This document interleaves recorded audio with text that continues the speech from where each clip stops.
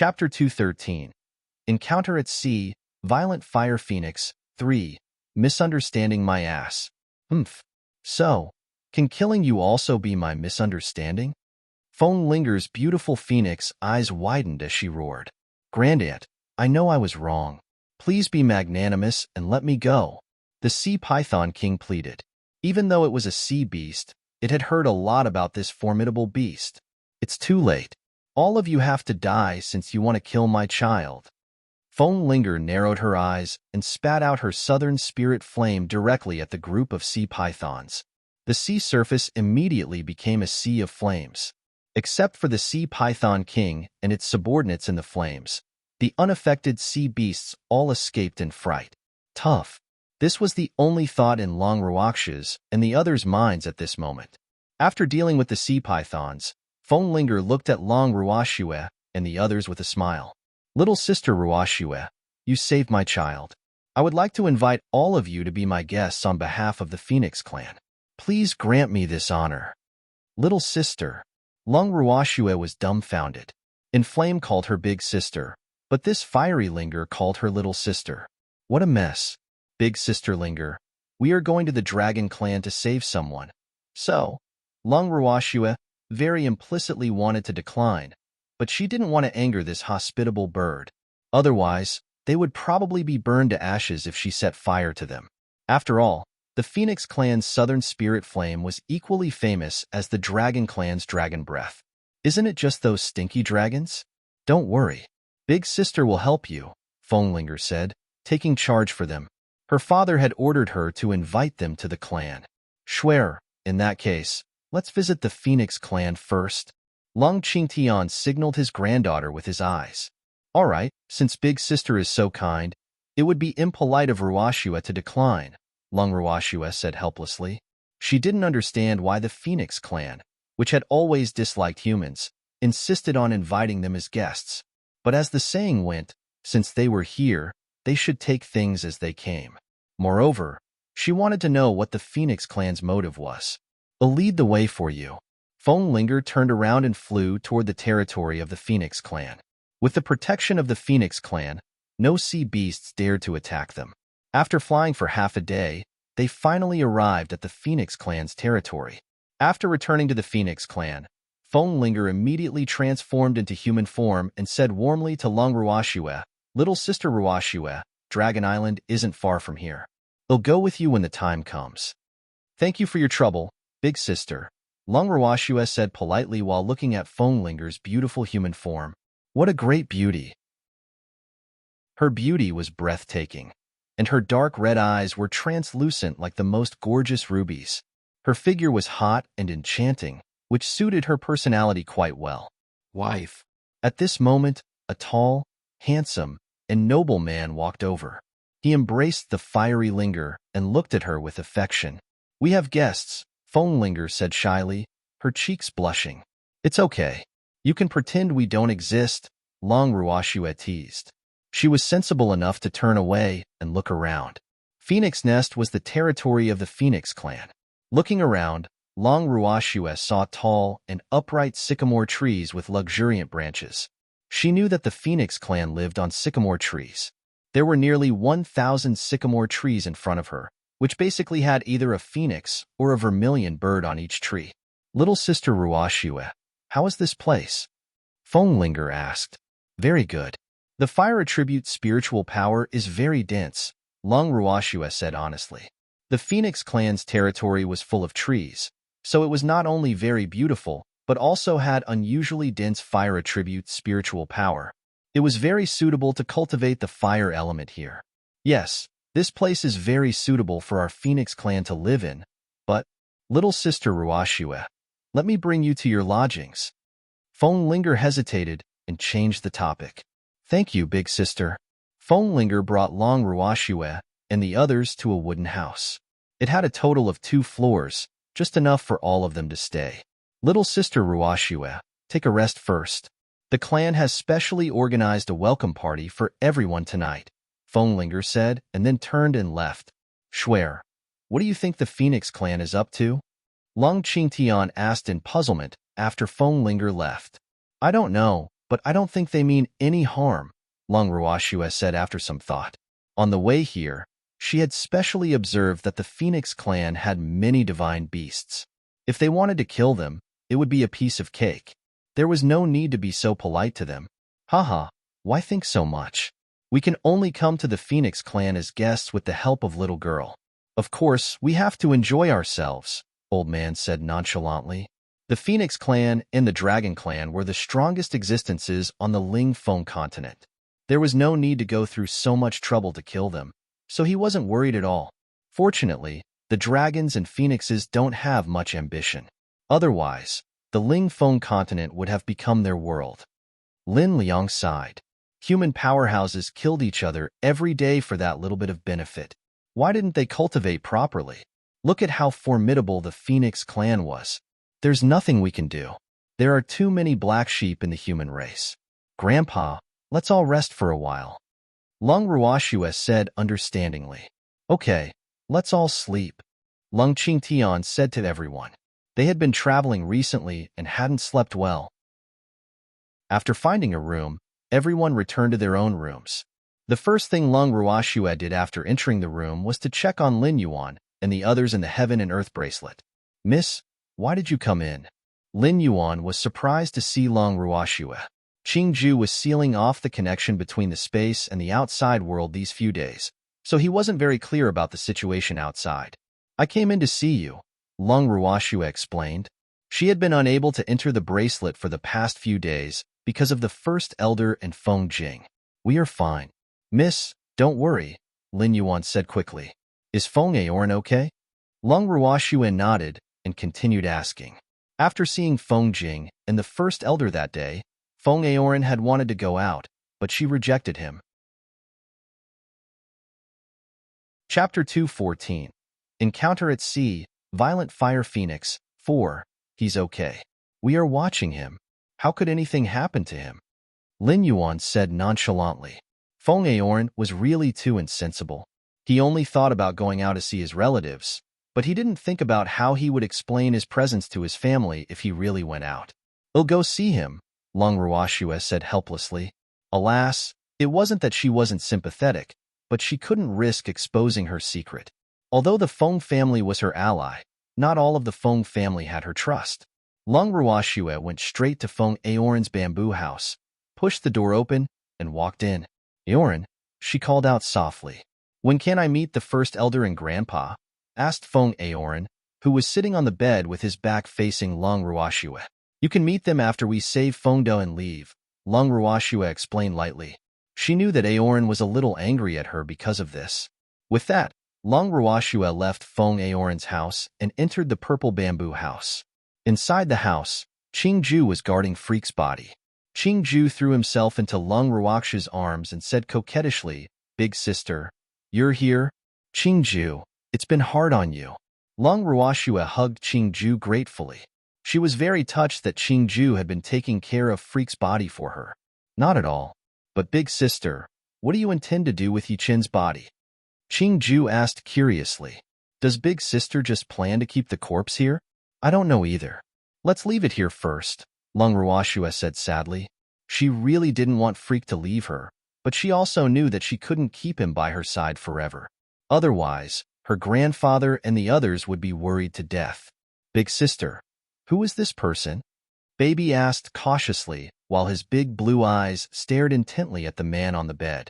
He is the person big sister likes, Lung Ruoxue explained, her gentle eyes looking at Freak wrapped in ice on the bed.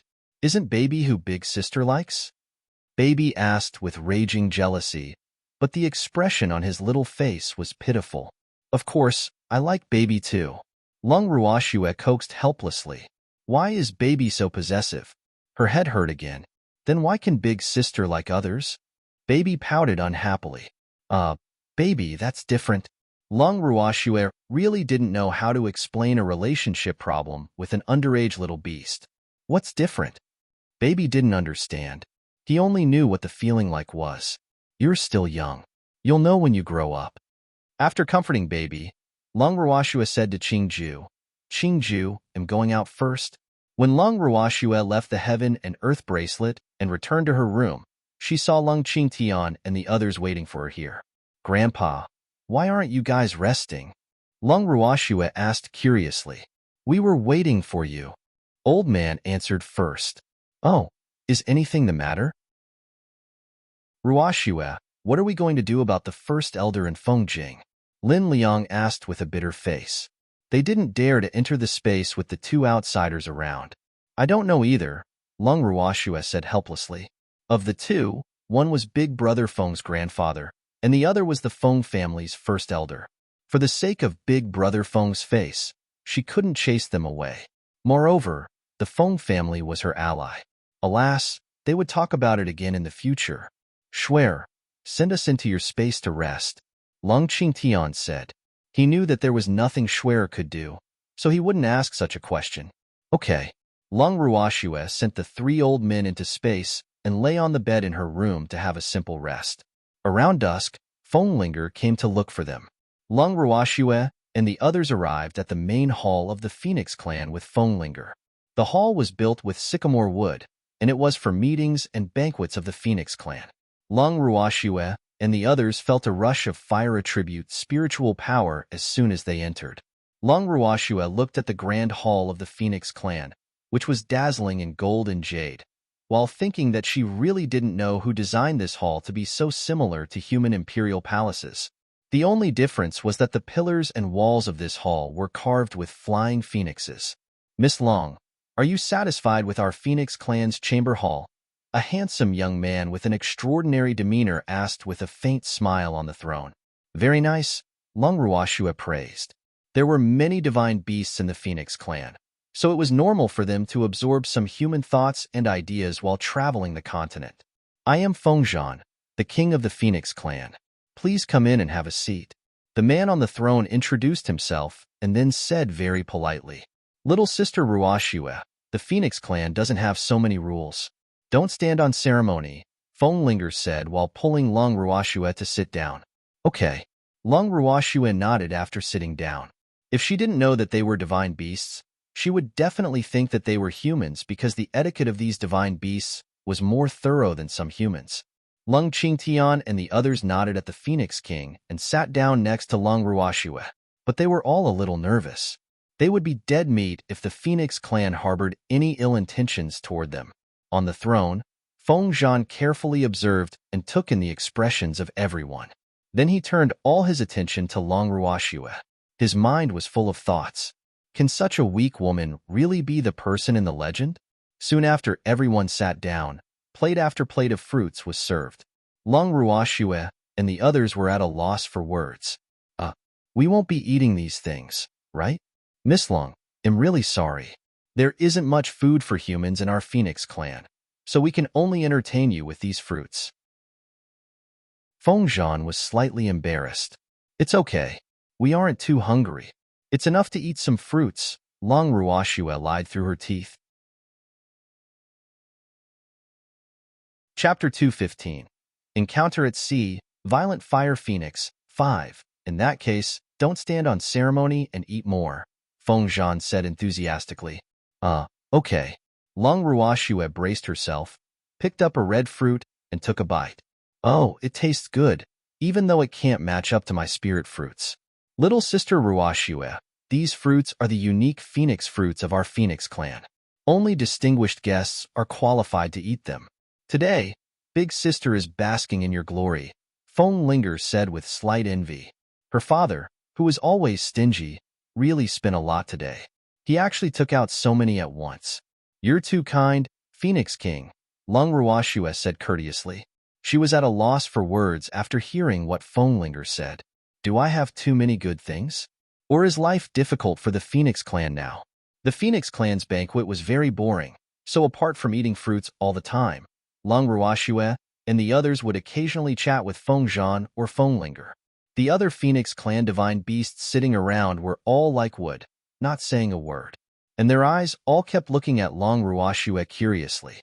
Lung Ruoxue's hair stood on end, feeling uncomfortable under the gazes of the divine beasts of the Phoenix clan. Moreover, she really couldn't understand what was so good about her. The Phoenix clan had countless handsome men and beautiful women. Miss Long, What do you think of the men of our Phoenix clan? Feng Zhan suddenly asked. Not bad, Lung Ruoxue answered while breaking out in cold sweat. Why is the Phoenix King asking me about this? What do the good and bad of male phoenixes have to do with me? Miss Long, are you married? Feng Zhan asked again, his face full of anticipation. Not yet, Lung Ruoxue answered honestly, but her doubts were growing. What exactly does the Phoenix King want? Miss Long, it's getting late. Rest early. Feng Zhan said after obtaining the answer he wanted to know. Are we getting chased away already? Lung Ruoxue and the others were nervous, and a few drops of cold sweat hung on their foreheads. Then we'll go back to our room first, Lung Ruoxue said to Feng Zhan as she stood up. Grandpa, let's go. Lung Ruoxue turned to her grandfather and the others. Okay. Lung Qingtian and the others stood up and walked directly to their lodging. After they returned to their residence, Lung Ruoxue asked with a face full of question marks, Grandpa, what does the Phoenix King want? Why does it seem like he was going to matchmake you? Lung Qingtian guessed. The strange banquet and muddled conversation confused him. Little girl, give me some meat to eat. I'm starving. Old man directly stretched out his hand in front of Lung Ruoxue and demanded. Lung Ruoxue took out some jerky, distributed it to everyone, and took a piece for herself to eat. She was thinking about the simple banquet just now.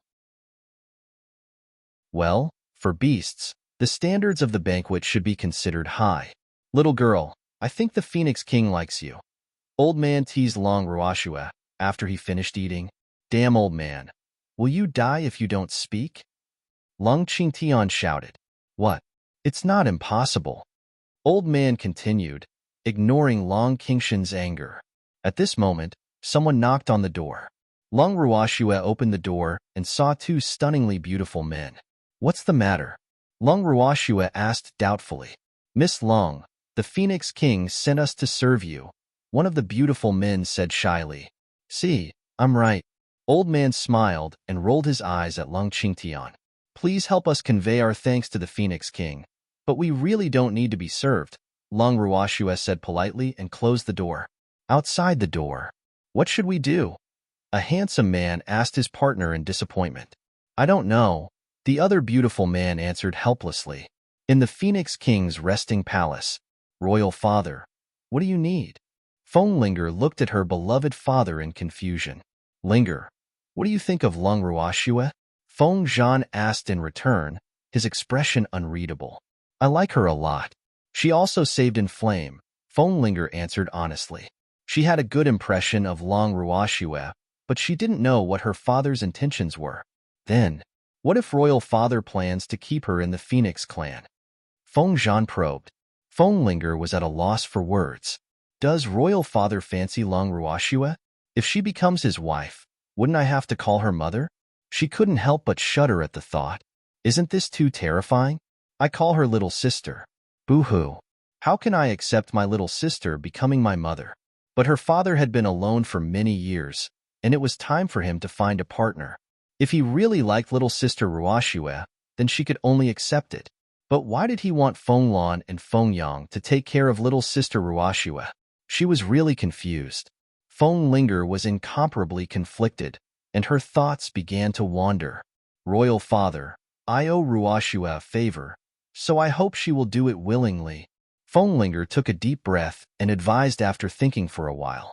She knew her father's temper very well. If Ruoxue was unwilling, she was afraid that her father would force the issue. Yes, I won't force her, Feng Zhan promised. That's good.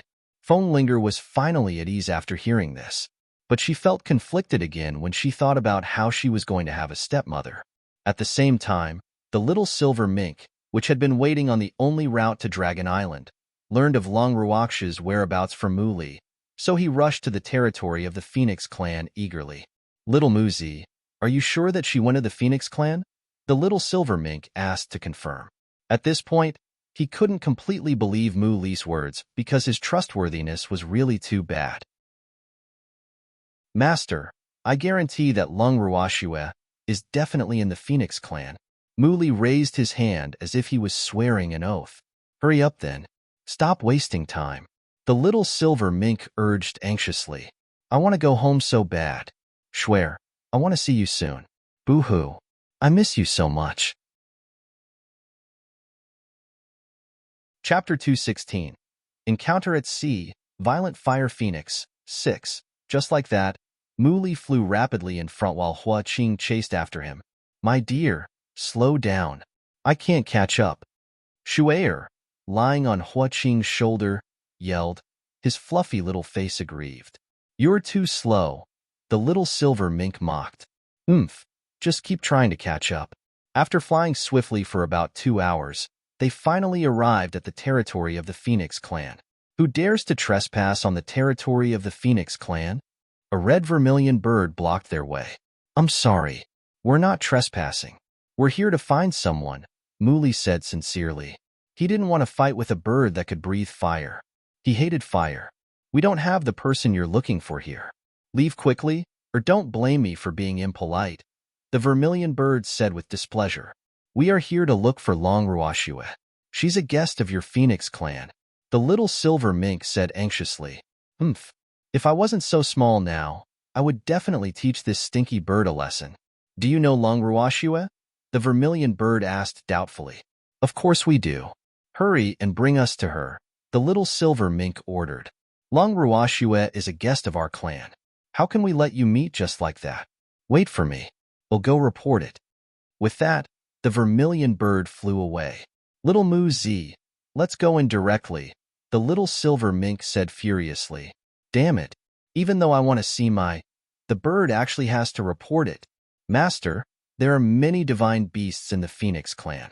We can't deal with them now, so let's wait. Mu Li advised helplessly. Master, bear with it. This isn't our territory. The little silver mink snorted coldly and turned his little head to the side. Fine. He would bear with it. After receiving the message from the guard, Feng Linger came to the wooden house where Long Ruoxue and the others were staying and knocked on the door. Long Ruoxue opened the door and was surprised to see Feng Linger. Big sister, it's so late. Why are you here? Sister Ruoxue, a man claiming to be your friend is looking for you outside. Feng Linger's beautiful face was full of curiosity as she explained to Long Ruoxue, but she couldn't help muttering in her heart, did a love rival appear so soon? My friend? Long Ruoxue was puzzled. She frowned slightly and wondered who it could be. No one should know that she came to the Phoenix clan. Little sister Ruoxue, why don't I come with you? If that person isn't your friend, they'll kill him. Anyone who dares to lie to us will die. Feng Linger said fiercely, her beautiful face full of killing intent. Okay. Long Ruoxue was dumbfounded. Big sister, you don't have to be so violent. Long Ruoxue and Feng Linger arrived at the entrance of the Phoenix clan. From afar, she saw a man with his back facing her, and he seemed to be talking to a small silver mink. Damn it. No, I can't stay like this forever. I still want to embrace Shu'er. Boo-hoo. He was conflicted again. Chapter 217. Reunion. Mink vs. Baby. Duel 1. Little sister Ruoxue. Let's go back. Feng Linger said after confirming they knew each other. Long Ruoxue nodded. The three of them and the beast were about to head back when another voice sounded behind them. Ruoxue. Hua Qing finally arrived at the territory of the Phoenix clan, but he was obviously having a tough time and panting heavily. When Long Ruoxue heard someone calling her name, she turned around. Hua Qing, why are you here too? She was surprised to see him. How did Hua Qing find the Phoenix clan? I came with them. Hua Qing pointed at Mu Li with a resentful look in his eyes. Mu Li was really too unloyal to run so quickly. Long Ruoxue's inquisitive eyes drifted to Mu Li. After seeing him nod slightly, she turned to Feng Linger. Big sister, he's my friend too. Then let's go together. Feng Linger smiled gently, but the way she looked at Long Ruoxue was very suggestive, as if she was saying, you have so many friends. Long Ruoxue ignored Feng Linger's teasing gaze and walked directly toward their residence. Grandpa, Mu Li and Hua Qing are here, Long Ruoxue said to everyone in the room after returning to the wooden house. Oh, where? Long Qingtian was puzzled. How did these two people come? No one knew that they were here at the Phoenix clan. He couldn't help being on alert. Why aren't you coming in yet? Lung Ruoxue shouted at the two people outside the door. We're coming in, they said in unison, but the sparks in their eyes didn't subside. You two seem to be on good terms. Lung Ruoxue teased softly when she saw the two silently communicating with their eyes. You're mistaken. We're not on good terms. The two of them spoke at the same time and jumped far away from each other at the same time. But their actions were the same, their sparks of anger were the same, and their thoughts were the same. What kind of look is that? They have a very good relationship. The little silver mink, who had been lying in Long Ruoxue's arms and enjoying her caresses, suddenly said. Just as he finished speaking, Hua Qing's voice immediately sounded. Shu'er, come out and take care of your beloved. Hua Qing used his trump card and summoned Shu'er, who was in the spirit beast space. What beloved? Suddenly, everyone's thoughts were attracted by Hua Qing's suggestive words, and they all looked at him curiously. Shu'er is here. As soon as the snow mink emerged, he dashed toward the little silver mink excitedly. The little silver mink in Long Ruoxue's arms stretched out his leg and lightly kicked Shu'er away. Immediately afterward, everyone heard a plop as Shu'er rolled onto the ground like a ball. Shu'er rolled on the ground, got up, and patted the dust off his body with his little paw. Then he pounced on the little silver mink again. He was kicked away again, and he got up again and again. This cycle stunned everyone. They wanted to laugh but didn't dare to, for fear of hurting the weak and small heart that was bravely pursuing love. Dear, you really love me so much, Shu'er said stubbornly, his fluffy little face full of bliss. Shu'er's words made everyone, who were already struggling to hold in their laughter, break down. Ha ha ha, ha ha ha. Among them, Old Man was the most exaggerated. He thumped his chest and stamped his feet nonstop, laughing until tears came out. Little Hua, where did you get this superb spirit beast? Old Man asked with a smile. This Shu'er was really too funny, but this spirit was worth learning from. Yes, this mink is really too good. Lin Liang also laughed until his nose was covered in snot and tears. That's right. I haven't laughed so happily in a long time. Lung Qingtian couldn't help adding. He turned his gaze to the angry little silver mink in Shu'er's arms. Where did this little thing come from? Lung Ruoxue raised the little mink in her arms and looked directly at the mink. The flames of anger in the beautiful blue eyes immediately turned warm and mushy. The fluffy little face was extremely shy when facing her. Isn't this little mink changing its face a little too quickly? Lung Ruoxue was at a loss for words. She looked at the silver mink and then at the snow mink. Well, love shouldn't be forced. Your name is Shu'er? Lung Ruoxue bent down with a smile on her face.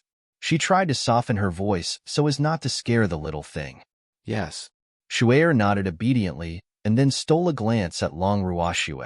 He lowered his head shyly and looked at the ground. Shu'er, do you know? Relationships need to be mutual to be happy. So, Lung Ruoxue deliberated over what to say so that she wouldn't hurt this cute little thing. What do you mean by mutual? Shu'er looked up at Lung Ruoxue with a lost expression. You have to like each other, Lung Ruoxue explained weakly. She really didn't understand what the point of discussing relationship issues with a mink was. We are mutual, Shu'er said resolutely. Shu'er, if it likes you, it wouldn't treat you so rudely. Lung Ruoxue didn't expect the mink to be so stubborn, so she had to explain patiently. Hitting is affection. Cursing is love. Therefore, my dear loves me, Shu'er said with certainty. He had extraordinary confidence in his charm. Thinking back, he was also extraordinary in the snow mink tribe. No female mink could resist his charm. Who told you that hitting is affection and cursing is love? Lung Ruoxue was speechless. That bastard actually told a mink this. Isn't this harming the mink too much? Master said so. Shu'er betrayed Hua Qing without hesitation. You told it? Lung Ruoxue's beautiful eyes glared at Hua Qingqing. She was fuming inside. Wasn't that teaching the wrong things to an innocent and cute little animal? Shu'er likes that silver mink, and am just encouraging, Hua Qing said guiltily. In fact, he was just angry at the little silver mink that didn't treat him well, and he also disliked the mink a little. Chapter 218. Reunion. Mink vs. Baby. Duel. 2. Encourage my ass. Lung Ruoxue roared angrily. Humph. She would have thrown him out if they weren't in the Phoenix clan. Master, it seems like she loves you very much too. Shue'er pointed at Long Ruoxue with a look of realization. Long Ruoxue and Hua Qing were embarrassed. Seeing them silent and not knowing what to say, the little silver mink flew into a rage.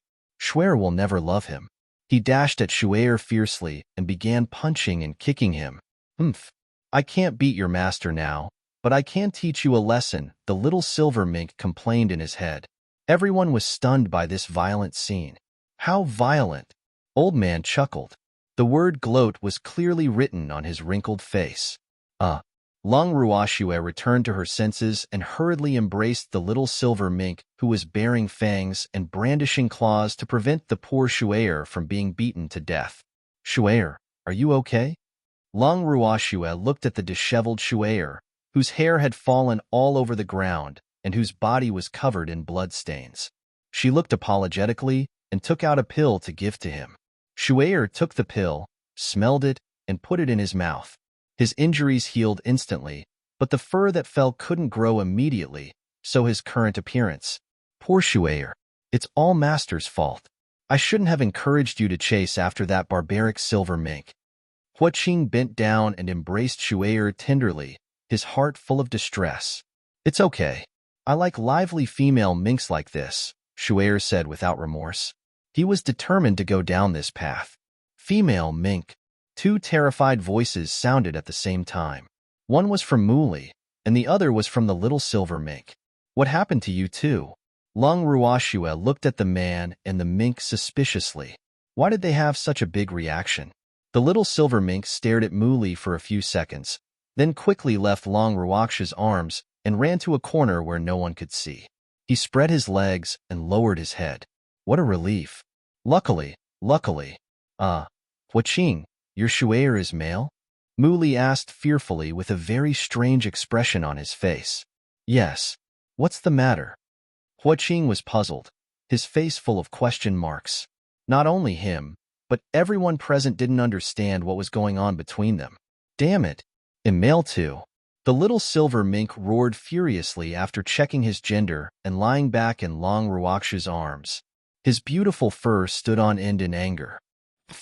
Everyone was stunned for a moment before laughing out loud again. Haha, this is too funny. Old Man laughed the most exaggeratedly again, and this time he simply sat directly on the ground. Lung Ruoxue didn't know whether to laugh or cry. She looked at the foolish Hua Qing and Shue'er with pity. Alas, they actually made such a big mistake. Darling, you're lying to me, right? I don't believe you're male. Shue'er, who returned to his senses after a long time, couldn't accept this cruel fact. Boo-hoo.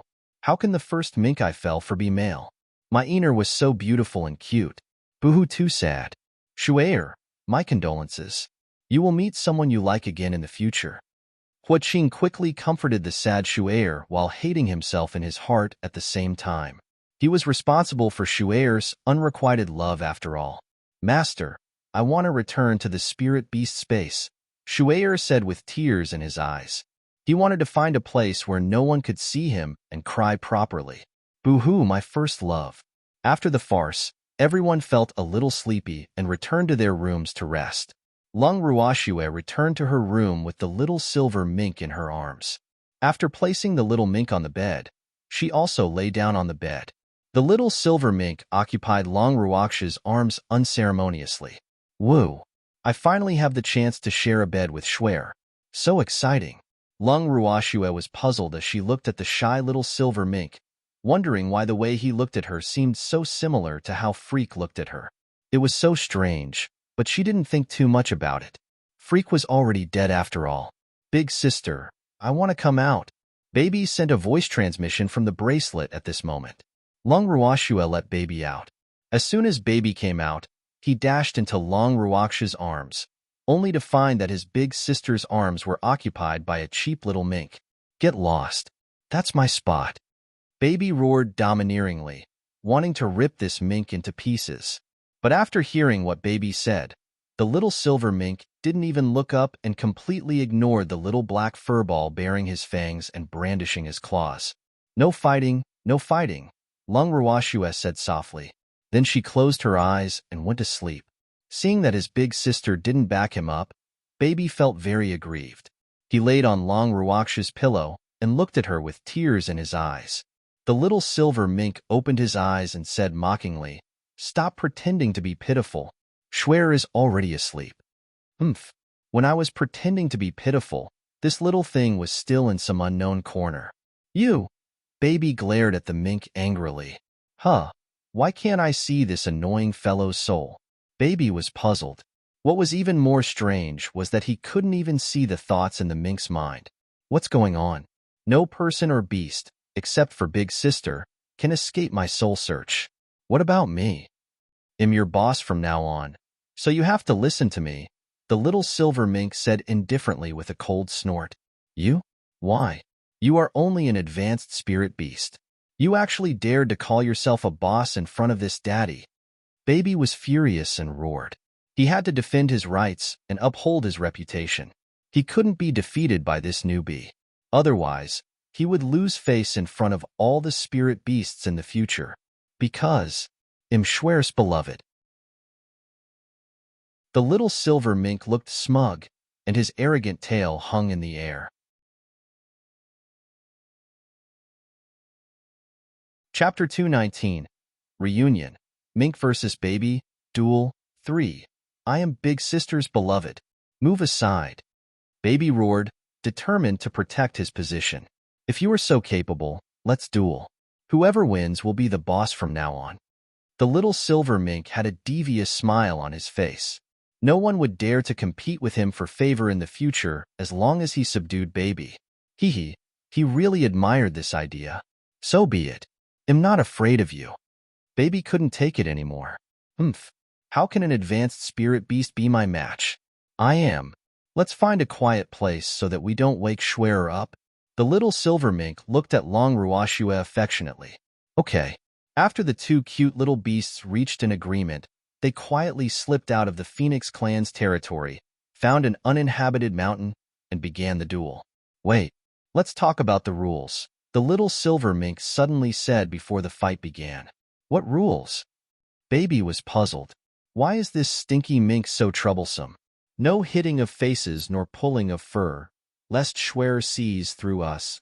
The silver mink didn't forget what Schwer said just now. "No fighting, no fighting." "Okay, no problem." Baby agreed with this rule. He also didn't want his big sister to find out that he had fought with this beast in private. Boo-hoo. His big sister could be very fierce when she threw a temper. That was scary too. "Then let's begin. I won't be polite anymore." The little silver mink dashed in front of Baby and began bashing him. "Boo-hoo. You're playing dirty. I'm not ready yet." Baby shouted as he dodged the little mink's punches and kicks. "Nothing is too deceitful in war, understand? Will it still be called a fight if I wait until you are ready? This is commonly known as sneak attack because I want to catch you off guard." The little silver mink boasted shamelessly while his little fist-like claws hammered Baby's chubby body. "Boo-hoo. You're bullying Baby. I'll tell Big Sister." Baby wailed with tears flowing down his face. His chubby body wanted to avoid the punches, but he wasn't very agile because he was a little too fat. "A good child doesn't tattle," the little silver mink said coldly as his little fists rained down on Baby. "Eha! I'm so mad." Baby roared. He took advantage of the time that the little mink stopped to rest since he was tired and released his might. But after waiting for a while, Baby was dumbfounded when he saw that he didn't achieve the expected effect. "What's going on? The pressure from my might is actually useless against this mink. Don't waste your energy. Other beasts might be afraid of you, but I'm not." The little silver mink glanced at Baby from the side and deliberately dealt a blow. This is impossible. "Who are you?" Baby asked in disbelief. After waking up this time, he had obtained the inherited memories of his ancestors. Although they were incomplete, he more or less knew some things. Therefore, he was very clear that such a situation should never happen with his status. "You don't have to know who I am. You just have to remember that I will be your boss from now on," The little silver mink said cockily. He found a rock to sit on and crossed his legs. His smug appearance could only be described as arrogant. What? Still haven't had enough? The little silver mink said coldly with a glare. I admit defeat. You are the boss. Baby was very practical. Although he was extremely unwilling to accept the fact that he had to bow down and listen to the little silver mink just because he didn't have the slightest ability to retaliate, he dispelled that thought immediately after hearing the little silver mink. Boo-hoo. He didn't want to be beaten up again. This fellow was too ruthless. The mink actually beat him up until he became even fatter. That's a good boy. There will be meat to eat if you follow Big Brother in the future. The little silver mink caressed Baby's head, very satisfied with his performance. He liked obedient children like this. Yes, Big Brother. Should we go back? Baby nodded and asked very ingratiatingly, but he was heartbroken. Boo-hoo. Ancestors, Baby has embarrassed you. Baby has let you down. Okay, let's go back. The little silver mink nodded. But just as the two beasts were about to leave, a red ray of light flashed past their heads. The little silver mink looked suspiciously at the trace of red light in the night sky. Where is this fire phoenix going in the middle of the night? Baby also looked up. Boss, that fire phoenix seems to be the king of the Phoenix clan. Fengzhan, are you sure? The little silver mink asked with a serious expression and squinted eyes. What does this fire phoenix want to do? I won't allow any person or beast to harm Schwer. I just saw him tonight. It must be him. Baby hurriedly raised his little paw as if he was swearing to prove that he was telling the truth. Let's follow and take a look, the little silver mink said after some thought. But we don't have wings and can't catch up with him, Baby said gloomily. What do you need wings for? I can catch up to him even without them. But you might not be able to because you're too fat.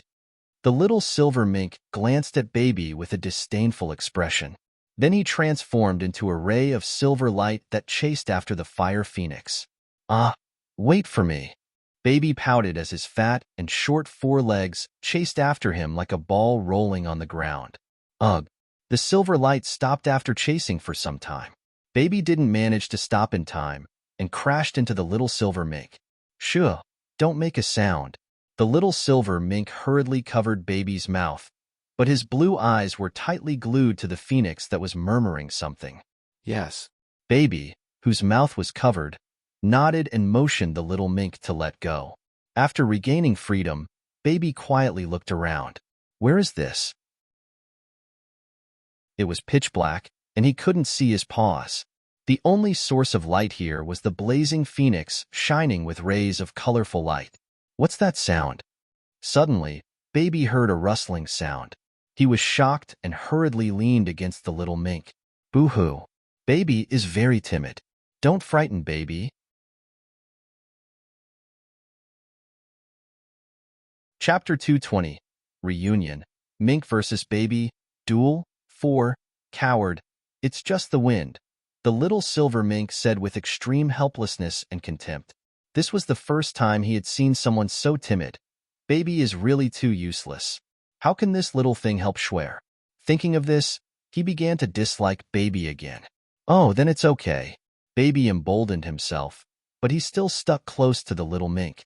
At this moment, an enormous fire phoenix appeared in front of Fengzhan. The two fire phoenixes were communicating in the unique language of the Phoenix clan. Little fatty, can you hear what they're saying? The little silver mink asked Baby while staring at the two fire phoenixes. The little silver mink couldn't hear them at all because they were too far away. Yes. Baby nodded. Even if he couldn't hear, he could read minds. This was his ability. Quickly translate it for me, the little silver mink said anxiously. Okay. Baby translated the conversation between the two fire phoenixes to the little silver mink. After the two fire phoenixes communicated, the enormous fire phoenix disappeared, and Fengzhan flew away as well. Little fatty, you did well. The silver mink praised with satisfaction. It felt so good to have a translator with him. He decided that little fatty would be his personal assistant from now on. Big brother, can you not call me little fatty? My name is Baby. Baby pouted unhappily. How was he fat? He was just a little round. No. The little silver mink immediately declined Baby's request. Little fatty, we should go back, the little silver mink continued, but he was laughing in his mind. Haha, I really admire myself. Baby nodded, and the two beasts quickly crept back into the wooden house. After returning to the room, the little silver mink burrowed directly into Long Ruox's arms. Baby could only lie in a small corner by the bed aggrievedly. Boo-hoo. The next morning, when Long Ruoxue woke up, she found Baby looking at her aggrievedly with tears in his eyes. What happened, Baby? Long Ruoxue hugged Baby and said with some heartache.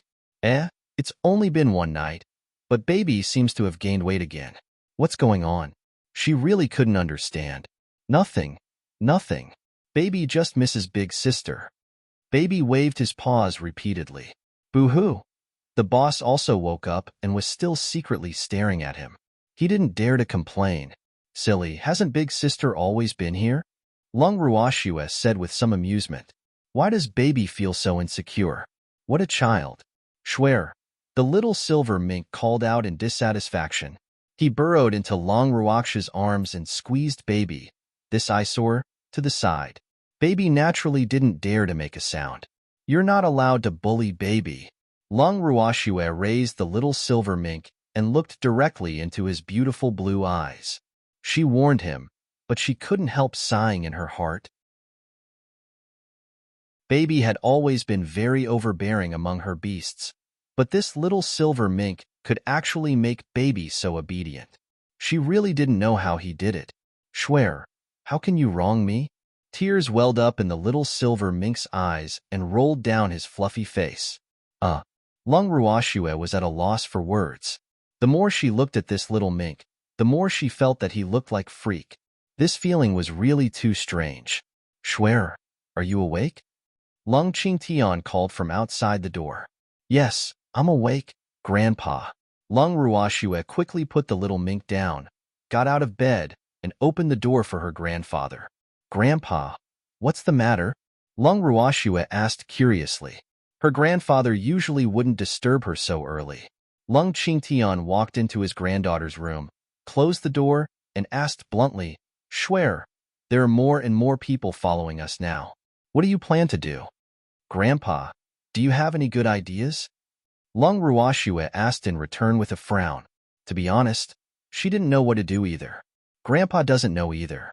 But I discussed it with Old Man and the others that it would be better if we separated from them. It will be more convenient this way. Lung Qingtian said helplessly. Let me think about it. Grandpa, I'm going for a walk. Then Long Ruoxue left the wooden house. Long Ruoxue held the small silver mink in her arms and had a small black fur ball lay on her shoulder. They left the territory of the Phoenix clan and slowly walked along the seashore. Long Ruox's heart was in a mess. Too many things had happened one after another recently. Alas! Suddenly, Darling's voice sounded in Long Ruox's heart. Master, your cute Darling is about to advance. Darling said excitedly from inside the bracelet. Haha, he was so happy. After advancing to level 9 Holy Beast, he could finally consume a green spirit pill. Boo-hoo. He finally succeeded after being in seclusion for so long. He was so excited. Really? That's great. Long Ruoxue hurriedly released Darling from the bracelet. As soon as he came out, he pounced on Long Ruoxue excitedly. Ow wow. Darling screamed in pain as he was kicked fiercely. Where did you come from? Darling glared at the silver mink that kicked him, his fluffy face full of anger. I am Schwer's new favorite. The little silver mink announced his status domineeringly, his eyes full of provocation. Beloved master, Darling looked at Long Ruoxue aggrievedly for comfort. Darling, quickly advance. Long Ruoxue glared at the little mink helplessly. Why is this little guy more overbearing than Baby? Okay, Darling replied. He came out to advance, so he couldn't delay the important matter. As for this little mink, he would deal with him slowly after he became a divine beast. Just advance here. Long Ruoxue looked around. They were at the seaside, not far from the territory of the Phoenix clan, so it was safe, and no one would disturb them. Okay. Darling returned to his original form and found a large, flat rock to sit cross-legged.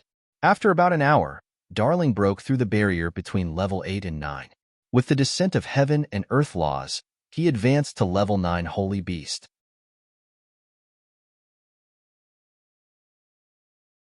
Chapter 221. Breakthrough, Advancement 1. Beloved Master, I am a level 9 Holy Beast. Darling jumped up and shouted excitedly. He ignored the angry mink and embraced Long Ruashue. Okay, eat this. Long Ruashue caressed Darling's soft fur and handed him a green pill. Thank you, beloved master. Darling is going to become a divine beast. Darling hugged Long Ruashue excitedly and spun around several times. He even stole a kiss on her beautiful face. But his sneaky act had utterly infuriated the little silver mink and baby. These two extremely possessive fellows would definitely make life miserable for Darling in the future. Beloved master, am going to advance. Darling reluctantly put down his beloved master and sat back on the large rock. He then ate the green spirit pill and waited quietly. Long Ruaksha's beautiful eyes were indifferent as she glanced at the peeping eyes in the sea. They better not act rashly, or I won't mind getting rid of them.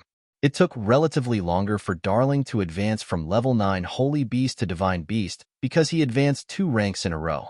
After they waited for about 6 hours, the spiritual energy between heaven and earth became increasingly dense and flowed steadily toward Darling's body. Sitting cross-legged, Darling instinctively absorbed the rich heaven and earth spiritual energy until he felt that the spiritual energy within his body had reached saturation and could no longer absorb anymore. He then poured all his energy into attacking the barrier to becoming a divine beast. After a while, heaven and earth laws descended on this uninhabited sea once again. The stream of heaven and earth laws that descended this time was obviously much larger and took longer than the previous time. After the heaven and earth laws slowly disappeared, Darling finally completed his advancement. Beloved master! After advancing, Darling immediately transformed and walked toward Long Ruashue. Long Ruashue looked at the stunningly beautiful man with boundless charm in front of her. She couldn't help admiring him in her heart. He is really too pleasing to the eye. Darling had transformed into a drop-dead gorgeous man. He was tall, had beautiful purple hair resembling purple orchids, and had dazzling silver eyes similar to stars shining with enchanting light. His temperament was noble and extraordinary, and every move he made was full of the demeanor of a king. Beloved master, do you like Darling's current form? Darling asked shyly and a little nervously, his starry silver eyes full of anticipation. Like, Long Ruashue said unabashedly. Who wouldn't like such an attractive and beautiful man? Just looking at him made her feel pleased. Hee. Darling knew that my beloved master would definitely like it. A little smug, Darling stretched out his long arms and hugged Long Ruashue tightly. Aha! A cry of pain immediately rang out. Darling held his beautiful face and angrily looked at the little silver mink. Damn it! He kicked me just now, and now he's actually scratching my face with his claws. Boo-hoo. Am now disfigured. After scratching Darling, the little silver mink proudly showed his sharp little claws and looked provocatively at the fox in human form. How dare you hug my woman after becoming a human? You're really courting death. Long Ruaksha's face darkened. She looked speechlessly at the little silver mink and then at Darling, who was covering his face. She asked with concern, Darling, how is it? Beloved master, your Darling's face is disfigured, Darling said aggrievedly, tears rolling in his silver eyes but not falling. No, it won't. Let me see. Long Ruashue comforted him and removed Darling's hand covering his face. Really ruthless. There were 5 deep claw marks on Darling's face, and blood was flowing out from the wounds nonstop. Take this. Long Ruashue took out a pill and stuffed it into Darling's mouth. The injuries on his face immediately healed, but the 5 claw marks were still on his originally stunning face. And this. Long Ruashue took out a bottle of crystal honey and handed it to Darling. Beloved master, boo-hoo. Don't cry. Your face will recover within 3 days at most, Long Ruoxue hurriedly consoled. At the same time, she glared fiercely at the little silver mink. How can you be so ruthless? Schwer. The little silver mink looked at Long Ruoxue aggrievedly. Boo-hoo. I'm just jealous that Stinky Fox actually dared to hug you. Let's go back. Long Ruoxue said to Darling, completely ignoring the little mink. Okay. Darling nodded obediently and looked at the little silver mink with some pride. Humph. How dare you scratch me in front of Master? You only have yourself to blame for Master not caring about you. Long Ruoxue brought Darling and the two little beasts back to the wooden house. Schwer. Who is he? Long Qingtian, sitting in the living room, couldn't help asking curiously when he saw Schwer bringing another man back. Master's grandfather, Darling. Darling interrupted Long Ruoxue before she could answer. You're Darling? You've become a divine beast. Long Qingtian said in pleasant surprise. Darling also advanced to divine beast. This was great. Their strength increased again. Yes, Master's grandfather. Darling was excited too. But what happened to your face? Long Qingtian looked at Darling with pity. How could a stunningly beautiful man be disfigured? My face, Grandpa. I plan to enter seclusion for a few days. Long Ruoxue suddenly interrupted them. When Darling advanced just now, she had gained a lot of benefits and was already showing signs of breaking through. She wanted to strike while the iron was hot to see if she could break through. You're going into seclusion at this time? What if someone from the Phoenix clan looks for you? Long Qingtian asked. He didn't believe that the Phoenix clan really just invited them as guests. I shouldn't be in seclusion for too long. If the Phoenix King wants to see me, ask him to wait. Long Ruoxue said after some thought. She hadn't had a breakthrough in a long time. This was a rare opportunity that she didn't want to miss. Okay, then go into seclusion at ease. Long Qingtian hurriedly urged. He knew that his granddaughter must have gained something from the advancement of Darling. Otherwise, she wouldn't have chosen this time to enter seclusion. Schwer's advancement was a huge deal. It couldn't be delayed.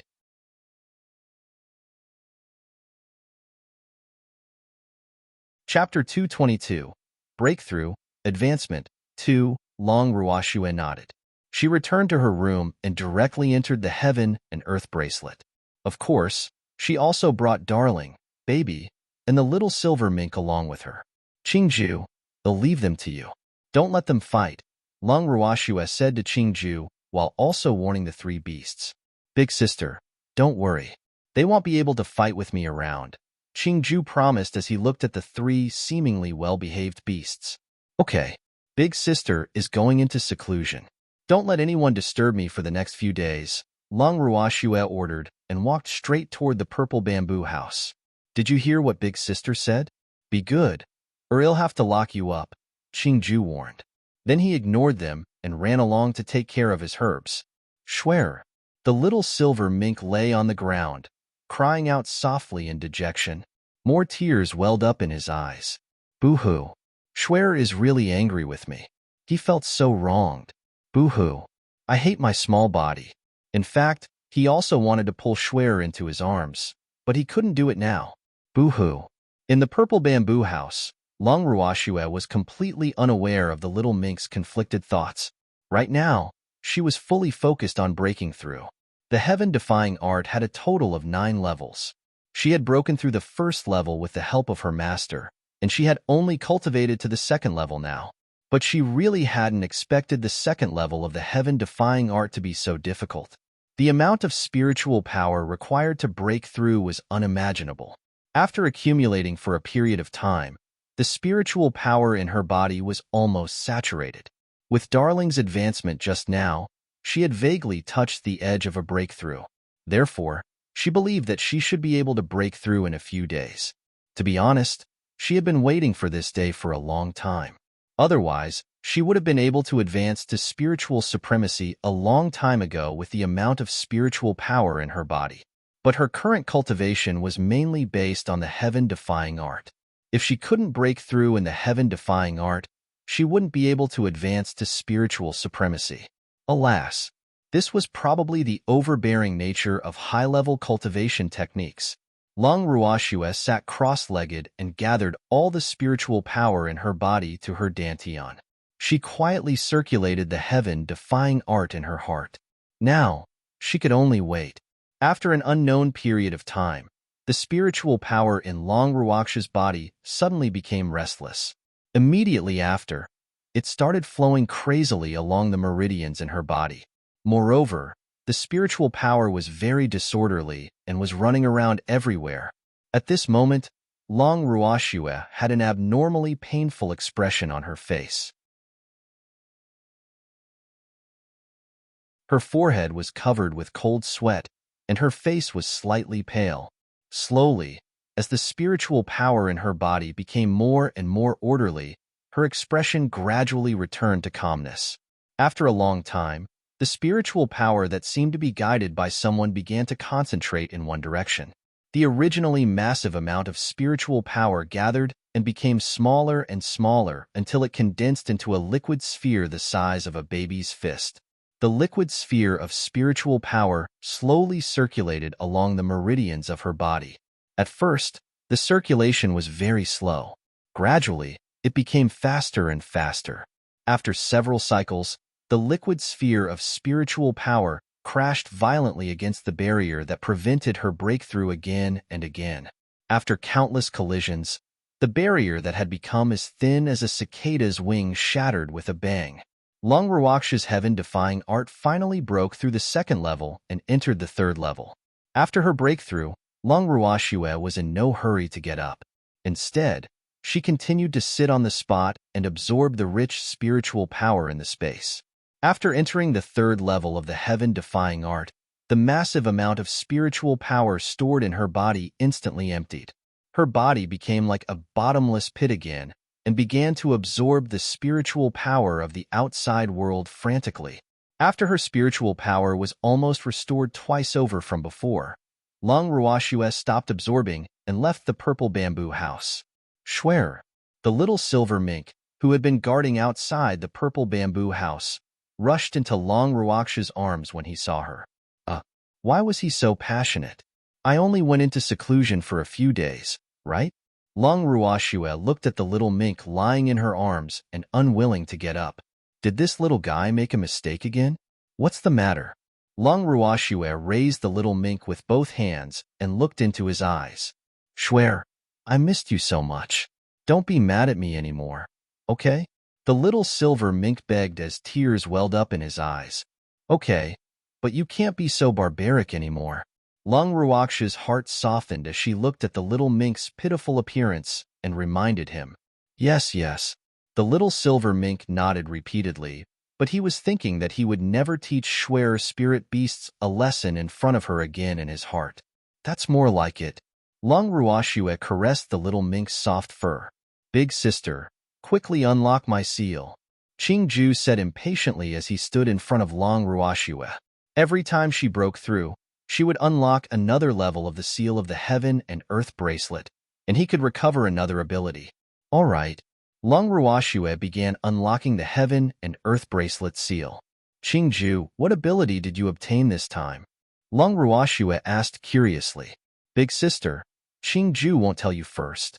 You'll know later. Qingju smiled mysteriously and kept her guessing.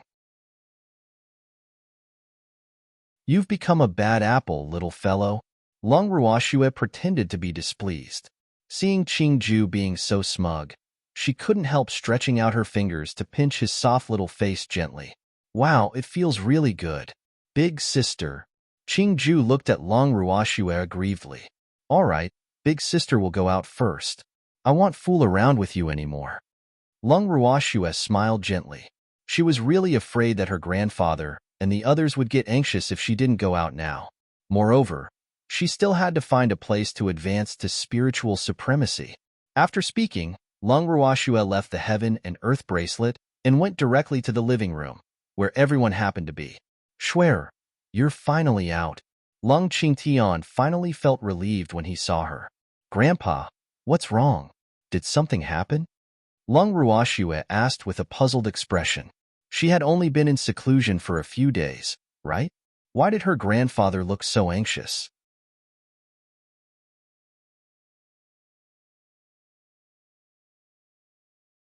Chapter 223. Breakthrough, Advancement 3. Little girl, you've been in seclusion for 5 days. How was it? Did you break through? Old man asked with concern. Yes, I can advance now. Lung Ruoxue nodded. That's good. After hearing this, Lung Qingtian and the others were relieved. What happened to you? Lung Ruoxue looked at their troubled expressions and became a little nervous. Did something really happen? Was it Fengda? Don't be nervous. It's nothing. It's just that Fenglinger has been looking for you every day for the past few days. But she didn't tell us why. That's why we're a little worried. Lung Qingtian explained while wiping the cold sweat off his forehead. It seemed that their nervousness scared Shuer. Lung Ruoxue sighed in relief and complained, Grandpa, you guys can't scare me like this. Hee, little girl, we were just worried about you. Old man said somewhat embarrassedly. By the way, little girl, did anything happen in your space after you broke through? Old man whispered curiously into Long Ruoxue's ear. Alas, he really wanted to go in and take a look. Unfortunately, it wasn't convenient now. They'll bring you in to take a look later, and you'll know, Long Ruoxue said mysteriously, but was sweating profusely in her heart. In fact, she was afraid that her grandfather and the others would be anxious, so she directly ran out without observing. Okay, I haven't been there for a long time. I was just missing it. Old man was excited. The space was really a good place. But what was more magical was that every time Shuer broke through, the space would change as well. He was really looking forward to it. Lung Ruoxue shot a look at her grandfather and the others, and the old men tacitly found an excuse to leave the living room. However, they didn't return to their rooms, but slipped directly into Shuer's room. After a while, Lung Ruoxue also returned and sent the 3 anxious old men into the heaven and earth bracelet. Wow, little girl, the area here has become bigger again, old man said with surprise. The spiritual energy was also more intense and was even showing signs of liquefying. Teach, this is really too unbelievable. Not only that, after Big Sister broke through, 2 more fields appeared, and I can plant even more things now. Qingju's beautiful little face was full of pride as he constantly thought about what to plant. Qingju, you are an artifact spirit. Why are you so passionate about farming? Lung Ruoxue was a little speechless. She really couldn't understand. Moreover, it seemed like having 2 more fields actually made Qingju happier than unlocking the seal. Big Sister, although I am an artifact spirit, planting is also my talent. Qingju said endlessly. He only had 3 original abilities, and planting was one of them. During the years he was sealed, he had relied on planting to pass the time. Therefore, planting had already become an indispensable joy for him. Farming is good. If Qingju didn't take care of all the fields, how could we have so much delicious food? Lung Qingtian praised with a smile, not thinking that Qingju was wasting his talents at all. Grandpa understands me, Qingju echoed. In that case, quickly go and plant your fields. Big Sister is going to advance, Lung Ruoxue said helplessly. Alas, these old men would spoil Qingju sooner or later. After leaving the heaven and earth bracelet, and then the wooden house, Lung Ruoxue deliberately found a remote place to advance. This should do, right? Lung Ruoxue murmured to herself. This place was very far from the Phoenix clan's territory, and there were mountains all around it, so no one should notice. In fact, she didn't want others to know that she had so many beasts. Lung Ruoxue released all her beasts from her space. Immediately, thousands of beasts crowded the entire mountain stream. I am about to advance. Prepare yourselves, Lung Ruoxue said to the beasts, but her eyes were on the little silver mink. Oh, I've yet to contract with this little thing. Little thing, we have yet to establish a contract, right? Lung Ruoxue asked the little mink. Shuer, you advance first. We can't contract now. The little silver mink's eyes darkened. I don't want to become Shuer's contract beast. Boo-hoo. Okay then. Lung Ruoxue didn't want to make things difficult for the little mink, nor did she ask him why, because a voice in her heart kept telling her that this little mink would not hurt her.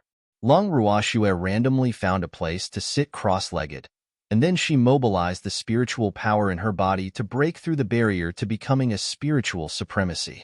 After a while, Heaven and earth laws descended on the mountain stream and shrouded Long Ruashua. She absorbed the heaven and earth laws without any qualms. It was a reward bestowed upon the cultivator.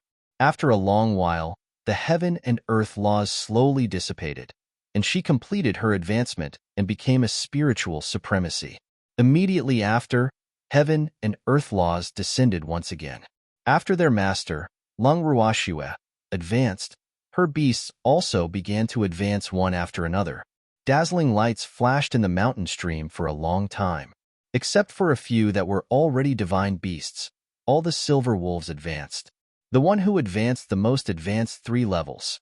The Silver Wolf King directly advanced to a level 9 holy beast. This was a pleasant surprise for Long Ruashua. Silver Wings advanced directly to divine beast. Long Ruashua looked at the majestic Silver Wolf King. Yes, master. Silver Wings began to wait after eating a green spirit pill. Several hours later, heaven and earth laws finally descended, and Silver Wings officially advanced to divine beast. Long Ruaksha's divine beasts expanded in numbers again. Even in human form, Silver Wings still fit his identity as the Silver Wolf King well. He had a tall and robust body, cold and handsome facial features, flowing silver hair, chilling and intimidating silver eyes, and the temperament of a king. This was the true king of the wolves. After her beasts advanced, Long Ruashua sent them all back into the heaven and earth bracelet. She then strolled back to the Phoenix clan's territory with the little silver mink in her arms. Little sister Ruashua, you're finally back. Phonelinger was waiting anxiously for Long Ruashua at the entrance of the Phoenix clan's territory.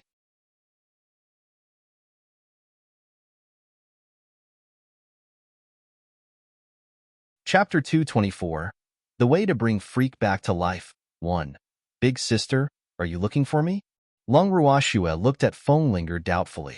Little sister Ruashua, royal father wants to see you, Phonelinger said anxiously.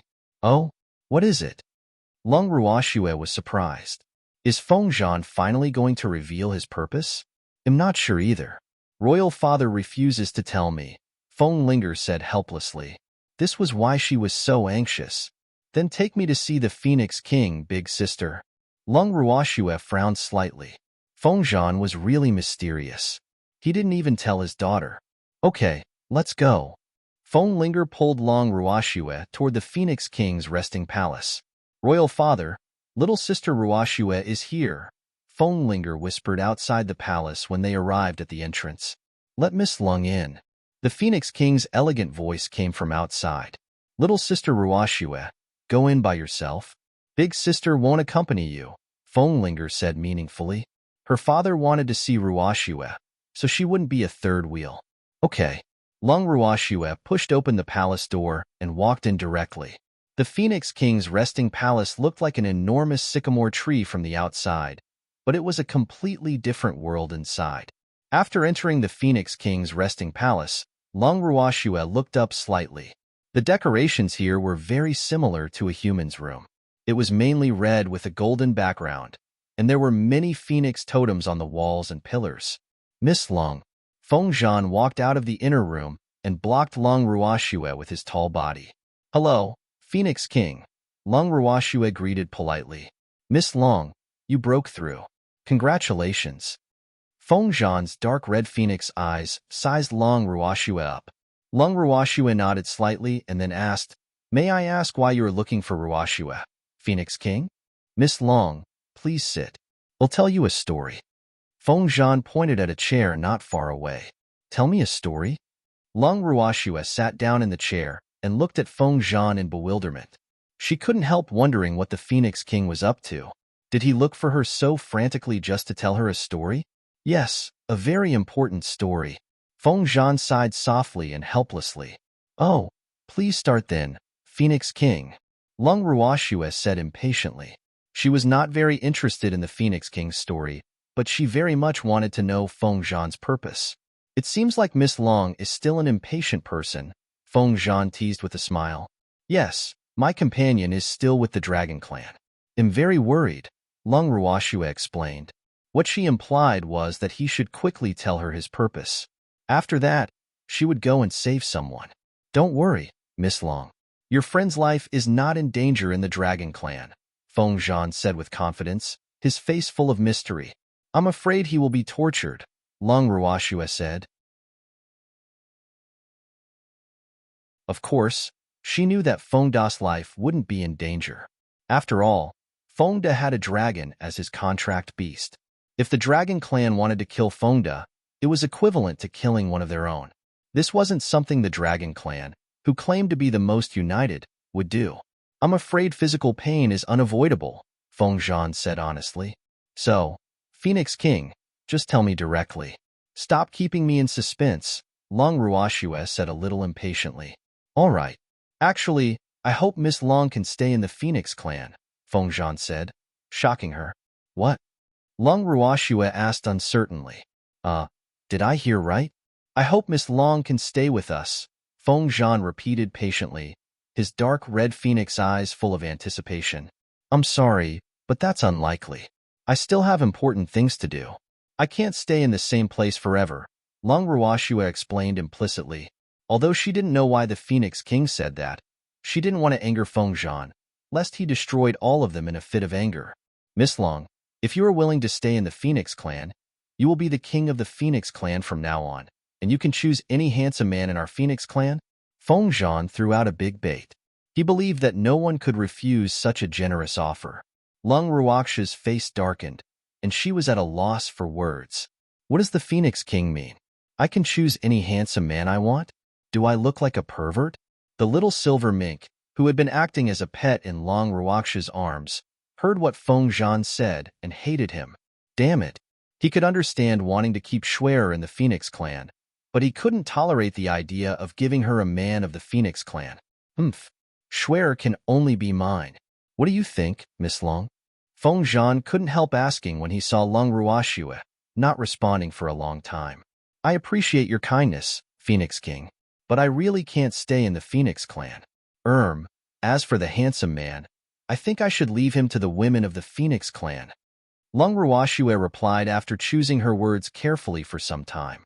Miss Long, don't make your decision too hastily. Let me finish telling you the story. Feng Zhan said leisurely and sighed softly. At first, he thought that his bait would be enough to attract Long Ruoxue, but she unexpectedly remained unmoved. He had no choice but to tell her honestly in hopes of convincing her. To be honest, he really didn't want to tell anyone about it if possible. After all, it was considered a humiliation to the Phoenix Clan.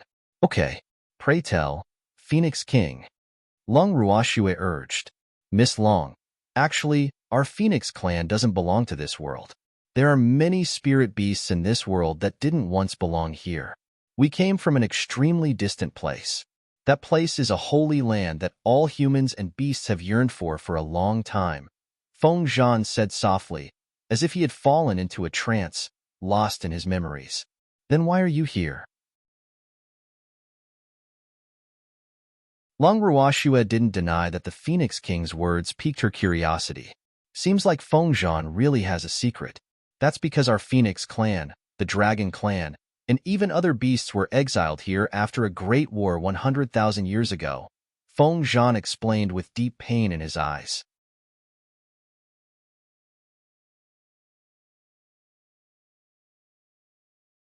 Chapter 225. The Way to Bring Freak Back to Life. 2. Exiled? Long Ruoxue was puzzled. Only criminals would be exiled, right? Did the Dragon and Phoenix clans of the Lingfeng continent commit crimes? There was a traitor in the Phoenix clan, and the Phoenix King bloodline was exiled. I was only an egg when I was sent to this world. Back then, the Phoenix King was sealed, and the clan members who supported him were all exiled to various worlds. I was the youngest son of the Phoenix King, and after I was born, the clan members of this world supported me to become king. We live in this world. However, not only are our strengths limited, but we are also unable to ascend to the upper realm. However, the high priest of the Phoenix clan once prophesied that our Phoenix clan will have a new master, and she will also be the savior of our Phoenix clan. You are our new master, Feng Zhan explained. Are you sure? Long Ruoxue asked lightly, but she kept communicating with Qingju in her heart. Qingju, Do you know about the Great War 100,000 years ago? Lung Ruoxue asked curiously. Big sister, the Great War 100,000 years ago should be referring to the time Old Master died, Qingju said sadly. Old Master has been dead for 100,000 years. Boo-hoo.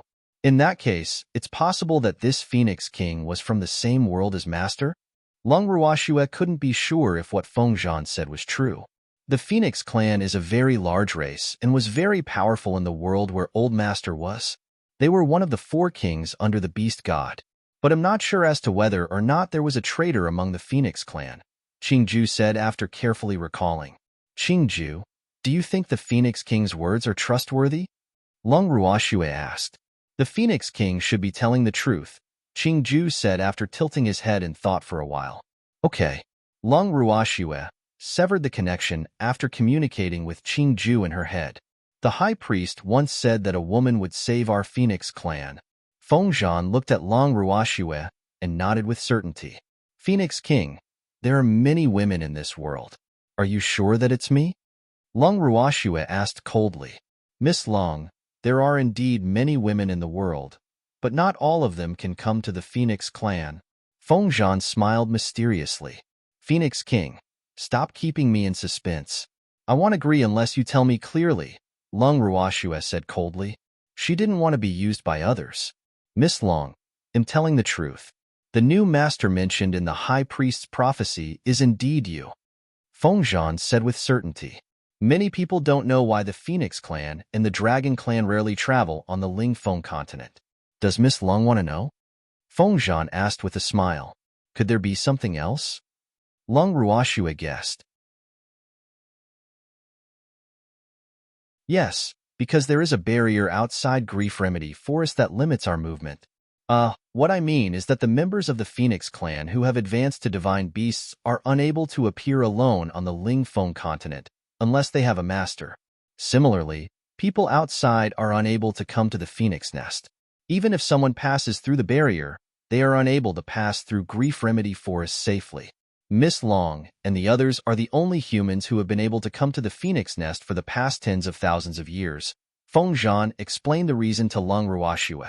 But you can't just assume that I'm your new master, can you? Doesn't the Phoenix clan exist in every world? Lung Ruoxue continued asking her doubts. I was exiled to this world with the mission of finding the new master of the Phoenix clan, because the high priest said that the new master of the Phoenix clan would appear in the lower dimensions. Feng Zhan sighed. He had waited for so long before she finally arrived. But this new master seemed to be of strong character and was determined not to be moved by temptation. Since your high priest is so powerful, why didn't he predict that there would be a traitor in the Phoenix clan? Lung Ruoxue asked in puzzlement. She had never believed in prophecies. She only believed in herself. No prophecy can predict what is related to you or things beyond your authority, so the high priest was helpless. After all, the people involved in the war back then had extraordinary identities, Feng Zhan said simply. Even though he was not born yet, he knew a little about the war. You are limited by the barrier. What about the Dragon clan? Why can they go to the Lingfeng continent to capture someone? Lung Ruoxue was puzzled. Wasn't the Dragon clan exiled like the Phoenix clan? The Dragon clan is different from us. The barrier is much less restrictive on the Dragon clan than on the Phoenix clan, Feng Zhan said with some indignation. It was really too unfair. They were kept here and not allowed to leave just because they could spit fire, while the dragons could leave, even though there was a restriction on the time and number. Phoenix King, you said that I'm your new master, but I'm only a spiritual supremacy and weak now. I'm afraid. Lung Ruoxue hesitated. She didn't want the Phoenix King to have too much hope and treat her as their savior, so she decided to give him forewarning. Master, we're not in a hurry. We have waited for so long. Moreover, time is nothing to the Phoenix clan, Feng Zhan consoled hurriedly. Of course, he knew that Lung Ruoxue definitely wouldn't be able to lead them in rebuilding their glory with her current strength. But they had plenty of time, so they could wait. That's good. Lung Ruoxue seemed to be at ease, but she couldn't help worrying in her heart. He already started calling her master even though she didn't seem to have agreed. Master, then let's choose a time to contract. Feng Zhan said impatiently. Okay, Lung Ruoxue felt like she was being forced into a corner. But she knew that contracting with the Phoenix clan would be very beneficial for her. But nonetheless, Phoenix King, I don't want to contract with the entire Phoenix clan, Lung Ruoxue said after some thought. Master, why is this so? Feng Zhan asked with a bitter face. Did some idiot from the Phoenix clan offend her? He had already warned his clan that Lung Ruoxue was a distinguished guest, so they had to treat her well. I want some of the Phoenix clan to contract with my subordinates. Lung Ruoxue revealed the plan that she had been brewing. Master, how about this? You contract the entire Phoenix clan first. As for the contract beasts for your subordinates, they'll take care of it, Feng Zhan said after some thought. It was not that he disliked his master's subordinates, but he thought that it would cause some of the clan members to feel that their master despised them if she didn't contract with all of them. As the king of the Phoenix clan, he naturally had to consider the interests of his own clan.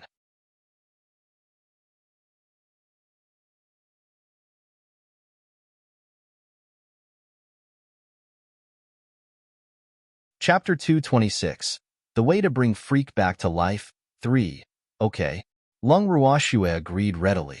She also knew that beasts like dragons and phoenixes would not casually contract with humans, so she didn't want to make things difficult for Feng Zhan. After settling the matter with Feng Zhan, Lung Ruoxue returned to the wooden house. Inside the Heaven and Earth bracelet. Grandpa, did you hear what Feng Zhan just said to me? Lung Ruoxue asked the three old men in front of her. Oh, Shuer, so that's what the Phoenix King wants. That's fortunate. I was still worried that he would harm us. Lung Qingtian said with a sigh of relief. Little girl, your luck is really infuriating. Even the Phoenix clan came knocking on your door to contract with you. Alas, why don't I have such good luck? Old man said with a sigh. Yes, even I am jealous of you. Lin Liang's tone might be complaining, but his expression was not the least bit that way. Instead, his face was full of joy, as if he had contracted with them himself. Shuer, contracting the Phoenix clan will be very beneficial for you now. But Grandpa is a little worried about the traitor of the Phoenix clan, Lung Qingtian said worriedly. He didn't want his granddaughter to suffer any harm. Contracting with the Phoenix clan had both pros and cons. He was afraid that the Phoenix clan would become a time bomb. Grandpa, even without the Phoenix clan, there are some things that I can't avoid, Lung Ruoxue said helplessly. The matter of the Phoenix clan involved the Great War 100,000 years ago, and that war was obviously related to her master, so she couldn't avoid it at all. Instead of running away, it was better to start accumulating her strength now. Shuer, what do you mean? Lung Qingtian was puzzled. Yes, Ruoxue. What do you mean? Lin Liang and Old Man were equally puzzled. I have to begin by explaining about my master. Lung Ruoxue explained everything in detail to Lung Qingtian and the others. After listening to her, the three of them fell silent. Shuer, Grandpa will definitely help you no matter how formidable your future enemy is, Lung Qingtian said calmly with a serious face after a while. Shuer's words were beyond his expectations. No wonder Shuer has never taken the Su family seriously. The Su family is just a small fry compared to that enemy. Alas, it seems we've set our sights too low. Little girl, even though my strength is limited, I am also very willing to help you as long as you are willing to accept me. Old Man also expressed his attitude very seriously. Hee, how can I miss out on this kind of thing? Lin Liang chimed in as well, taking on the responsibility as well. Being together with young people really made him so energetic. It seemed like he had to cultivate harder in the future and not be outdone by this little girl. Lung Ruoxue looked at Old Man and Lin Liang, a little touched. She wasn't surprised that her grandfather said so, but she didn't expect these two to say the same. In fact, she could understand even if they didn't help. Little girl, don't look at me like that. I am too old and can't take it. Old Man said with an exaggerated expression on his face. You old fart. What nonsense are you saying? Lung Qingtian glared at him. Ruoxue, I have decided. I want to enter seclusion here and cultivate diligently, lest I become a burden later on. Lin Liang revealed his plan after thinking about it. I can't fall behind Bratlin. I want to enter seclusion as well, Old Man hurriedly said. No. If both of you are in seclusion, what should Schwer say if someone asks? Long Qingtian disagreed, directly denying their thoughts. Old man, Grandpa Lin, wait for me to save Fengda and destroy the spiritual deities of the Su family before you enter seclusion, Long Ruoxue said with a slight frown. All right, time can accelerate here anyway, so a few more days won't hurt. Old man and Lin Liang nodded. I'll send you out first. We've been here for a long time, Long Ruoxue said to the three old men. Okay. After sending the three of them out of the heaven and earth bracelet, Long Ruoxue entered the purple bamboo house. Freak, are you doing okay? Long Ruoxue put the little silver mink aside and murmured to herself while staring at Freak's frozen body. I miss you so much, Long Ruoxue said softly, choked up as tears rolled down her cheeks. Schwerer, the little silver mink called softly. He wanted to jump into Long Ruoxue's arms, but Schwerer ignored him. Boo-hoo. The little silver mink hated Schwerer for neglecting him. Boo-hoo. He was so jealous of the big ice block lying on the bed, even though he knew that his idea was ridiculous because it was actually him. But he really... Schwerer, do you know how much I want to tell you that I am your freak? But, boo-hoo. He felt so inferior now, and he was even more unwilling to let Schwerer know that he was now a little mink who couldn't even transform into a human. Schwerer. The little silver mink calmed down and gently tugged on Long Ruoxue's sleeve. What's wrong? Long Ruoxue looked at the little mink with tears in her eyes, her face full of confusion. Schwerer, don't cry. He isn't dead. The little silver mink comforted. Boo-hoo. Seeing Schwerer's tears made him both happy and distressed. His mood was conflicted. What did you say? How do you know? The little mink's words exploded in Long Ruoxue's ears like a bomb. Long Ruoxue picked up the little silver mink in disbelief and raised him in front of her eyes to look directly into those incomparably beautiful blue eyes. He's not dead, the little silver mink repeated, but he was very nervous. Schwerer wouldn't see anything, would she? How do you know? Long Ruoxue asked anxiously, her heart racing. My inherited memories told me. Moreover, I know how to dispel the frosty palm's poison, the little silver mink suddenly said confidently. He was really too smart to think of such a reason. Tell me quickly, Long Ruoxue said anxiously.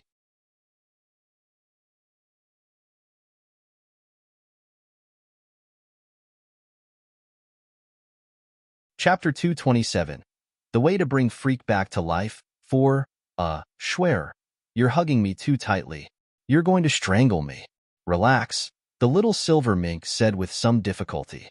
He didn't want to die again before he was revived. I'm sorry. I didn't do it on purpose. Long Ruoxue relaxed her hands. She was relieved to see the little mink breathing more smoothly. Schwerer, his injuries are too serious. That's why you thought he was dead. In fact, he can wake up as long as the frosty palm's poison is cured, the little silver mink explained. Really? How can I cure the poison? Long Ruoxue asked anxiously. She didn't doubt what the little mink said at all. After all, even though everyone said that the Su family's frosty palm was incurable, there seemed to be many secret techniques in the inherited memories of beasts. So it was normal for the little mink to know. You need a 1,000-year fire lotus. The little mink was a little hesitant. No matter which world fire lotuses were in, they were rare and precious, let alone a 1,000-year-old one. In fact, the reason why fire lotuses were difficult to find was mainly because of their stringent growing environment. I will think of a way to find a 1,000-year fire lotus, Long Ruoxue said resolutely. Since she now knew that Freak wasn't dead, she had to think of a way to save him. She said before that she wouldn't let Freak leave her. Little mink, thanks for telling me this information, Long Ruoxue said gratefully as she hugged the little mink tightly. Schwerer, fire lotuses love fire. It's possible to find traces of them in places with rich fire element or in volcanoes, the little silver mink reminded. Fire lotuses were heavenly treasures and earthly materials, and they were born from heaven and earth spiritual energy. It was very possible that fire lotuses more than 1,000 years old had already developed intelligence and knew how to avoid danger, so they were not easy to find. They like fire? I'll ask the Phoenix King. Long Ruashue thought about it. The Phoenix clan also liked fire. So would the Phoenix clan have fire lotuses? Actions spoke louder than words. With this in mind, Long Ruashue immediately left the Heaven and Earth bracelet and greeted her grandfather before heading straight for Feng Zhan. After arriving at the Phoenix King's resting palace, Long Ruashue explained her purpose. Fire lotus? Feng Zhan frowned and pondered for a long time. Master, I am sure that there are no fire lotuses in the Phoenix clan. But there's an active volcano in our territory. There may be a fire lotus there, Feng Zhan guessed after thinking for a while. Although the Phoenix clan was of the fire attribute, they didn't know much about alchemy and artificing, so they were not too interested in these things. Really? Look then. Long Ruashue was about to leave when Feng Zhan stopped her. Master, don't be hasty. It's very dangerous there. They'll go with you after the Master Acknowledgement ceremony tomorrow, Feng Zhan said helplessly. Master is really impatient. Okay. Long Ruashue knew that she indeed needed a guide. Moreover, there were guardian beasts wherever spirit plants grew. It would be a waste not to use him since he was willing to be a fighter for her. Oh, right. Have you heard of essence restoration grass? Long Ruashue continued asking. Feng Zhan had lived for so long, so he should have heard of it, right? Essence restoration grass? What does Master want essence restoration grass for? Feng Zhan asked curiously. Although the Phoenix clan wasn't good at alchemy and artificing, their understanding of herbs and minerals was unparalleled. My brother is injured and needs a pill concocted from essence restoration grass, Long Ruashue explained simply. Essence restoration grass isn't something precious, but there aren't many in this world. Feng Zhan smiled gently with a mysterious expression. You know? Then tell me, where can I find it? Long Ruashue hurriedly asked. She had always been worried about her brother's matter, and she had never forgotten it. The Dragon Clan should have some, Feng Zhan directly said, not beating around the bush. But that essence restoration grass. I'll go to the Dragon Clan the day after tomorrow, Long Ruashue said after some thought. She planned to visit the Phoenix Clan's underground volcano tomorrow. Then he'll go with Master. Feng Zhan's handsome face was full of cunning. The Dragon Clan. I have to teach that stinky dragon a lesson. Long Ruashue nodded in agreement. The next day, the Phoenix King led all his people to acknowledge Long Ruashue as their master formally in the Phoenix Clan's chamber hall. After the master acknowledgement ceremony, Feng Zhan brought Long Ruashue to the active volcano. It's so hot here. Long Ruashue felt the blazing heat before reaching the entrance of the volcano. It rushed at her face and grilled her body uncomfortably. Master, come closer to me, Feng Zhan said to Long Ruashue, and used his spiritual power to protect her body. Much better. Long Ruashue felt much better, and her body was not as uncomfortable as before with Feng Zhan's protection. Although she also had fire attribute spiritual power, the temperature here was a little unbearable. Master, we can reach the interior of the volcano from here. Feng Zhan pointed at a small cave. Long Ruashue looked at the small cave. The entrance was very small, and only one person could enter each time. After the two of them entered the entrance, the space inside suddenly became spacious. Be careful. There are many poisonous bugs here, Feng Zhan whispered to Long Ruashue. Okay. Long Ruashue nodded and looked around carefully at the environment in front of her. The light was very dim, but she could still see clearly that the place closest to the entrance of the cave was very dry. The entire cave was dark red, and the stone walls and ground were covered with volcanic ash, which had already condensed into blocks because it had been so long. The two of them walked in carefully. The farther they went, the darker it became. At this moment, Feng Zhan lit a torch that illuminated the entire cave. Aha! Long Ruashue covered her mouth and threw up uncontrollably. It was so disgusting. The mountain walls were densely covered with red bugs that resembled spiders, making her hair stand on end. Charm. Long Ruashue quickly let Charm out and hugged him tightly. Master, don't be scared. Charm quickly comforted her and released his ice spiritual skill, freezing the entire mountain walls into thin ice. The temperature of the volcano immediately dropped significantly. Purple-eyed snow fox. Fengzhan was surprised. He looked at the snow-white little fox in Long Ruox's arms and felt somewhat uncomfortable. I'm also Master's beast. Okay? Why doesn't she hug me?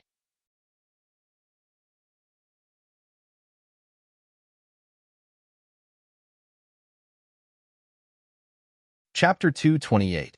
The Strange Encounter in the Volcano. Fengzhan versus Long Hao 1. Fire Phoenix. Charm narrowed his beautiful purple eyes as he sized up Fengzhan. Even though the status of purple-eyed snow foxes among beasts was inferior to that of phoenix races, it was still difficult to say who would emerge victorious if they really fought. Let's go in, Long Ruoxue urged, ignoring the sparks flying between the two beasts. Master, follow me closely, Fengzhan said softly as his gaze turned to Long Ruoxue. Long Ruoxue nodded and slowly walked behind Fengzhan. After walking for about an hour, they finally arrived at the center of the volcano. Long Ruoxue looked up at the scene in front of her with astonishment. It was really too spectacular. She saw fiery red magma slowly flowing on the walls of the mountain and finally gathered together and flowed into a natural pool. The magma in the pool was like boiling water, bubbling and gushing around nonstop. Master, this is the center of the volcano. If there is a fire lotus, it should be here, Fengzhan explained. Fire lotuses like to grow in places with the densest fire element. Let's look for one. Long Ruoxue nodded. This area wasn't small, so she hoped she could find one. Then let's split up and search. Master, be careful, Fengzhan said worriedly. Long Ruoxue nodded and began looking around. Be careful. Suddenly, Fengzhan's exclamation sounded from behind Long Ruoxue. Long Ruoxue instinctively turned her head and saw an ugly fiery red monster rushing at her. She was shocked, and Charm in her arms had already pounced at the monster. Fengzhan hurriedly walked to Long Ruoxu's side and asked with concern, Master, are you all right? I'm fine, Long Ruoxue said calmly. She was just shocked. After all, no woman would like something so ugly. What is this? Long Ruoxue asked curiously. The monster-fighting Charm had the exact same head and tail, and it was impossible to distinguish what was what. Its body was more than 10 meters long and as thick as a water bucket, and its skin was red but transparent. Moreover, she could vaguely see the blood vessels inside and the liquid flowing slowly in its body. It is a fire-earth dragon. It is born in magma and eats magma, Fengzhan explained to Long Ruoxue while staring at the two beasts fighting. This fire-earth dragon actually had the strength of a holy beast. It was really unbelievable. Fire-earth dragons were known to be very weak and having very short lifespans. Could there have been some kind of mutation in this dragon? Are you sure? Long Ruoxue looked at Fengzhan doubtfully. Why was this fire-earth dragon so strong? Yes, it must have mutated. We'll go help that fox, Fengzhan guessed, and then flew toward the fire-earth dragon. What are you doing here?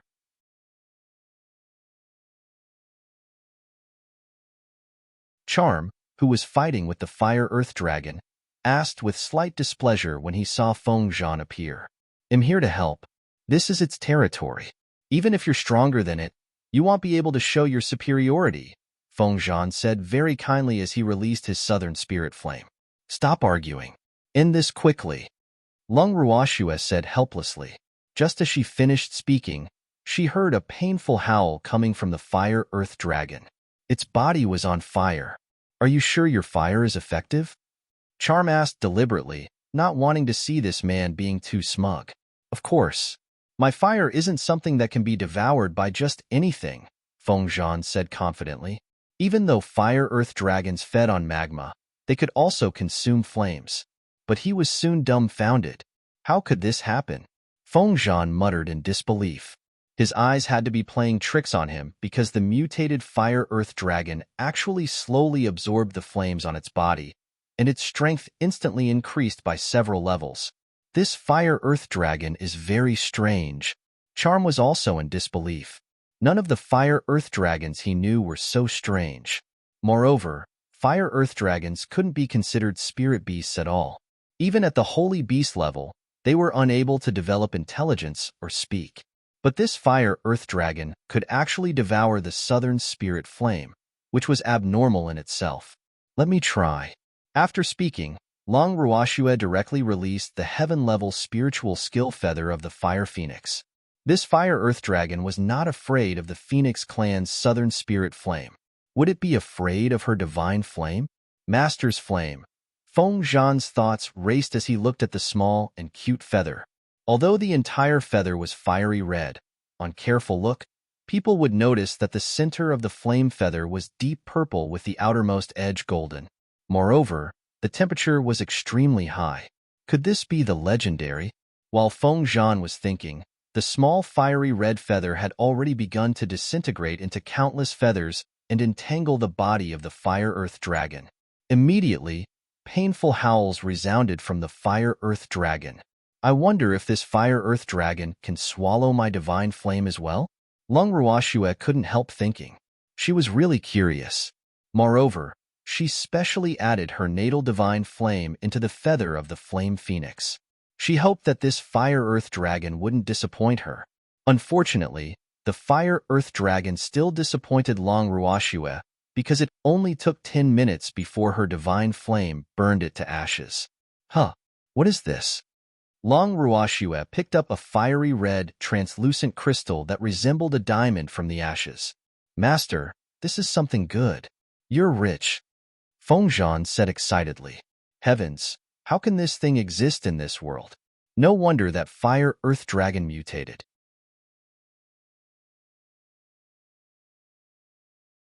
With this thing around, all fire attribute spirit beasts would benefit greatly. What is this? Long Ruoxue's face was full of question marks. Is this a diamond? This is a fire crystal core. Countless fire crystals can be produced as long as it is around. Fire crystals are very important to fire attribute cultivators. Feng Zhan explained simply. In his hometown, crystals of various attributes were used to assist cultivation. Master, it's enough to absorb spiritual energy from heaven and earth to cultivate in this dimension. But when you reach a higher dimension, you'll need crystals of various attributes to assist your cultivation. It's a little early to tell you all this now. You'll understand more when you go to a higher dimension, Feng Zhan continued.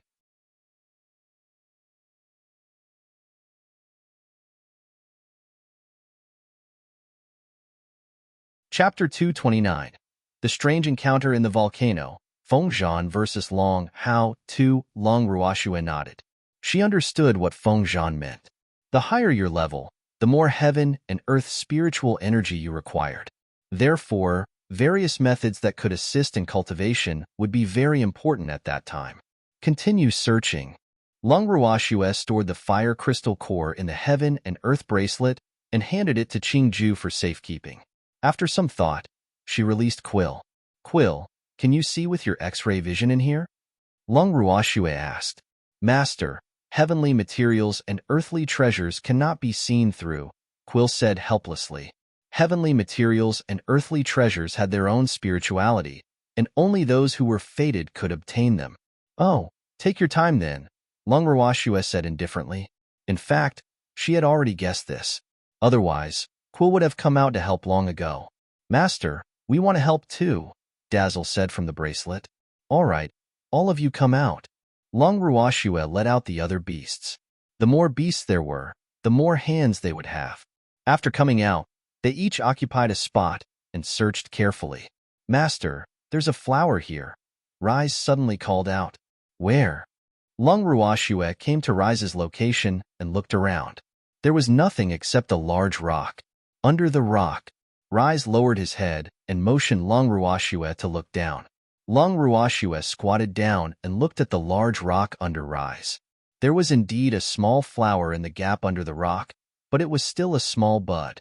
The flower was entirely fiery red, slightly smaller than an adult's palm, and exuded a faint lotus fragrance.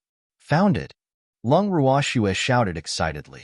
Feng Zhan immediately came to Long Ruoxue's side, glanced at the small fire lotus, and said honestly, Master, this isn't a 1,000-year-old fire lotus. I know, but it's better than nothing, Long Ruoxue said happily. She had the heaven and earth bracelet, so as long as she could find a fire lotus, even if it was not 1,000 years old. She could plant it and make it into a 1,000-year-old fire lotus. That's true, master. They'll dig it out, Feng Zhan volunteered. Okay. Long Ruoxue gave her spot to Feng Zhan. Feng Zhan first moved the rock away, then squatted down and carefully dug out the fire lotus from the ground. He then handed it to Long Ruoxue. After receiving the fire lotus, Long Ruoxue directly sent it into the bracelet and handed it to Qingju. Let's go back. Long Ruoxue knew that only a single heavenly material and earthly treasure would grow in a place, so there was no need to continue looking. Okay, Feng Zhan nodded, and the few beasts also jumped onto Long Ruoxue's arms or shoulders.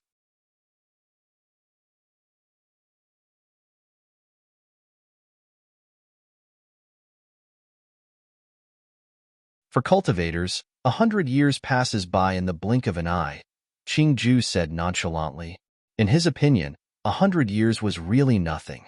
For example, his old master could enter seclusion for more than 100 years at a time. Yes, master. Hundreds of years will pass by every time we sleep. Rise couldn't help consoling. Big sister, you just have to cultivate diligently if you want it to grow into a 1,000-year fire lotus quickly. If you reach old master's level, not to mention 1,000 years, even 10,000 years will pass by in the blink of an eye, Qingju encouraged. He hoped that his big sister could improve her strength quickly so that he could help her even more.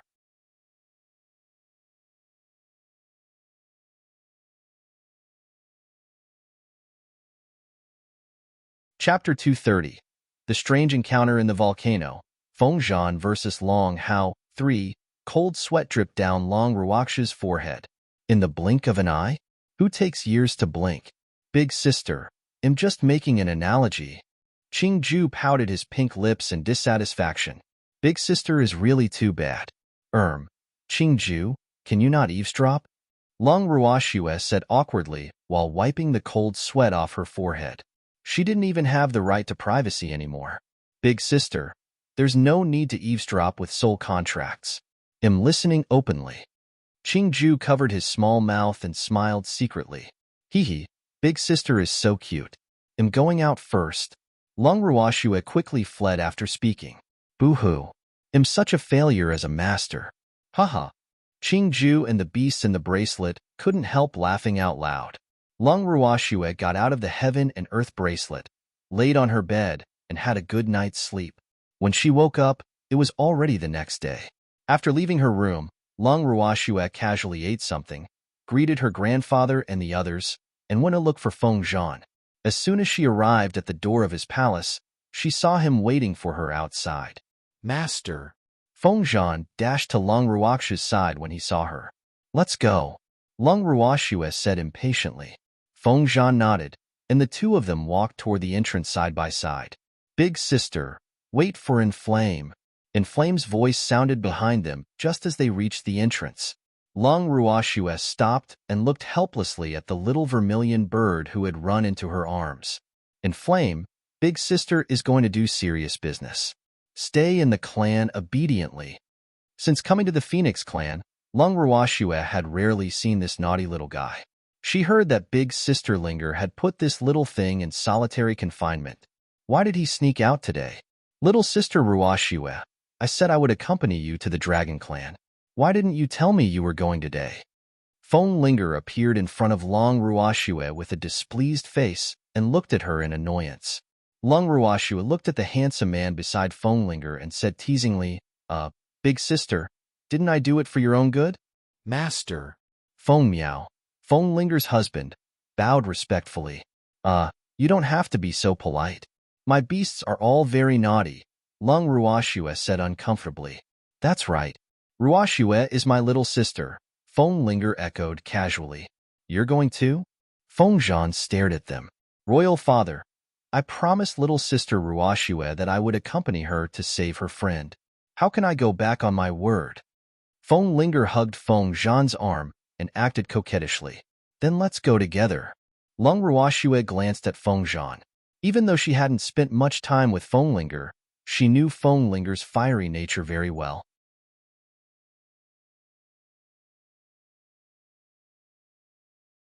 Feng Miao would probably be the unlucky one if she didn't let this violent fire phoenix follow. Yes, I won't cause any trouble, Feng Linger promised like an obedient child. As if Feng Zhan didn't believe her words at all. He threw down these two words coldly, turned around, and walked in the direction of the Dragon Clan. They chatted as they walked, and they soon arrived at Dragon Island. Sister Ruoxue, do you see that island? Those stinky dragons live there. Feng Linger pointed at a small island not far away. Lung Ruoxue looked in the direction Feng Linger pointed and saw a small island floating on the sea. Thick fog surrounded the island, so she could not see the surroundings clearly. But how many dragons could live on such a small island? How do we enter? Lung Ruoxue's beautiful eyes stared at Feng Zhan. This dragon island was surrounded by water on all sides, so they probably had to fly there. Master, don't worry. That old dragon will send a dragon to fetch us, Feng Zhan said mysteriously with a cunning face. Really? Lung Ruoxue was a little skeptical. She heard that dragons and phoenixes were enemies.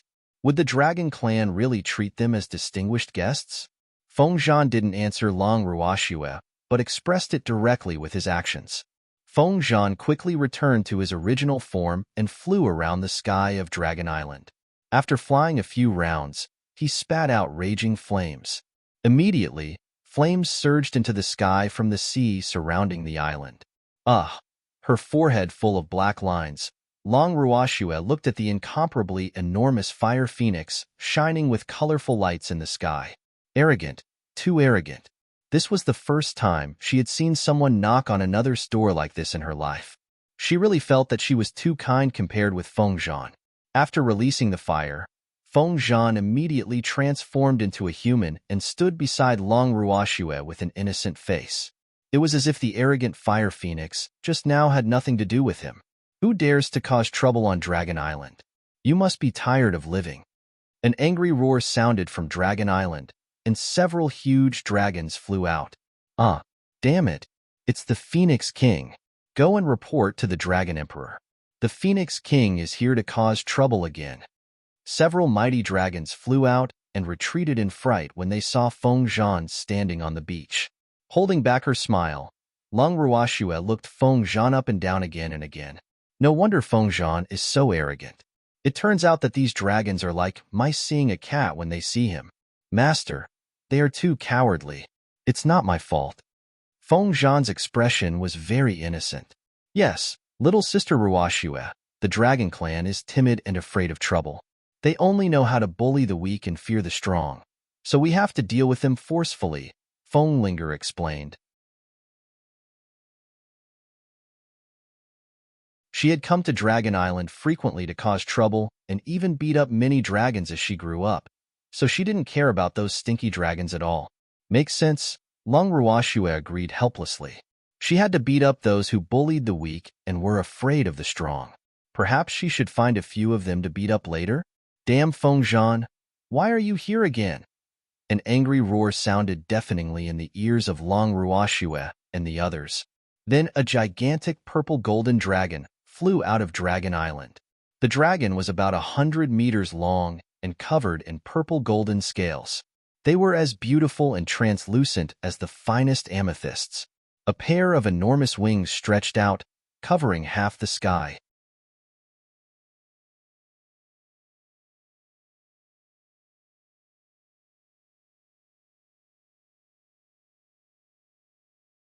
Chapter 231. The Strange Encounter in the Volcano, Feng Zhan versus Long Hao. 4.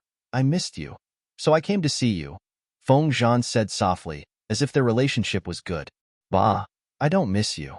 You don't have to come see me, Long Hao 1, said disdainfully. Who would believe this sly old fox? Nothing good happened every time this fellow came. You're really too insincere. I came all the way here, but you didn't even invite us in, Feng Zhan complained lightly with an aggrieved expression on his face. Get lost. I didn't invite you. Long Hao roared furiously. He really couldn't stand Feng Zhan's damn appearance. He was clearly a bird, but why was he more cunning than a fox? Hee, please. I won't come if I'm invited. I like to come uninvited, Feng Zhan said provokingly. You. Damn it. Long Hao's anger soared. and he charged directly at Feng Zhan. "Don't hurt my master, you stupid fat dragon." Feng Zhan returned to his original form and blocked Long Hao's path. "Huh, your master? Did I hear you right? Ha ha ha." The angry Long Hao was stunned for a moment before he started laughing hysterically. It was too funny. This bird, who was even more cunning than a fox, actually found a master for himself. Wasn't it just looking for trouble? Ha ha, how could there be freedom being ordered around all day? Laugh all you want. You will cry later. Feng Zhan smiled nonchalantly. He had already expected this stinky dragon's reaction, but he believed that it wouldn't be long before this stinky dragon cried. "Oomph, I want cry. Feng Zhan, take this." Long Hao didn't forget the important matter after laughing enough. He still had to teach this bird a lesson. "Come on." Feng Zhan lightly flapped his enormous wings and looked at Long Zhan with slight contempt. Soon, the bird and dragon tangled in a fight. Fiery red spiritual power flew everywhere, dazzling in the sky. The two colossi each used their flame and dragon breath to attack each other. Do they fight as soon as they meet?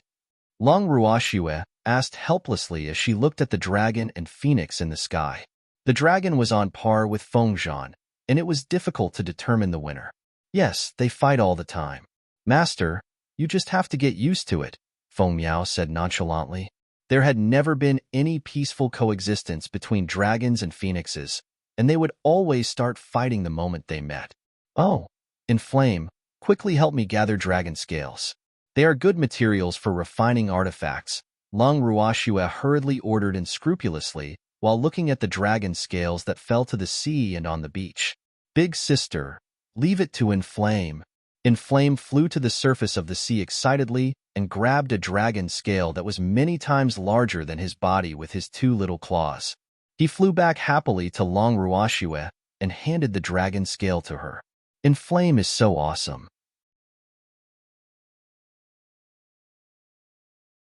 "Thank you, Inflame."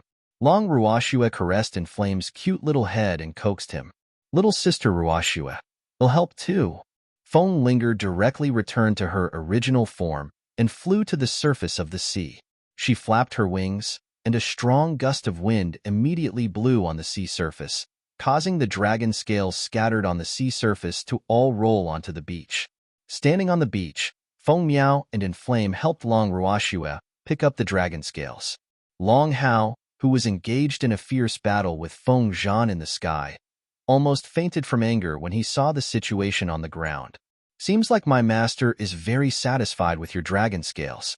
We'll pluck some for her," Feng Zhan said very calmly. After he spoke, his two sharp and hard claws directly grabbed onto Long Hao's thick dragon body. Suddenly, the dragon scales on Long Hao's body fell like snowflakes. "Eha! You damn bird! I'm going to kill you!" Long Hao roared furiously. He was utterly enraged by Feng Zhan and began clawing at his body. Dragon scales that were even larger than a washbasin and fiery red feathers, glittering colorfully, fell from the sky. Looking at the two beasts who had completely given up on using their skills and switched to brawling, Long Ruoxue was at a loss for words. "Little sister Ruoxue, Feng Linger seemed to want to say something, but she opened her mouth and closed it again in the end, leaving a helpless expression on her face. "Stop it!" Long Ruoxue shouted at the dragon and phoenix in the sky.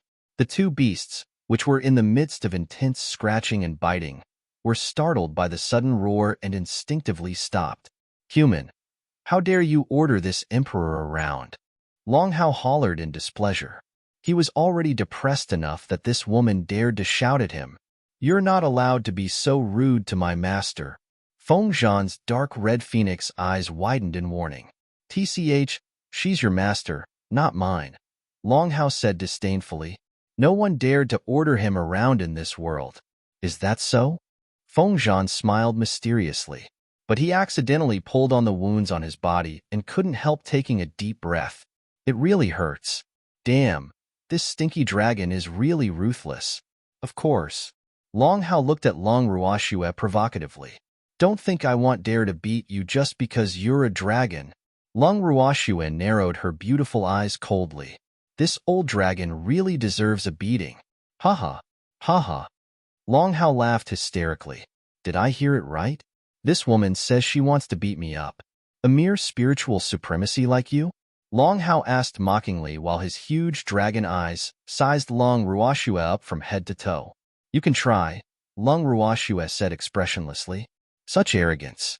I'm going to teach you a lesson today. Long Hao said fiercely. Humph. No human had ever dared to speak to him like this, much less beat him up. This woman really doesn't know what's good for her.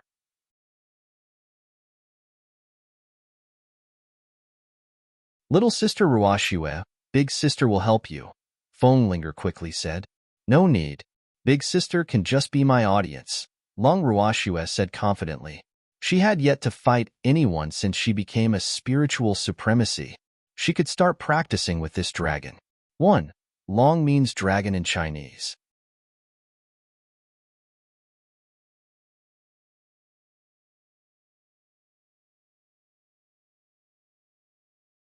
Chapter 232.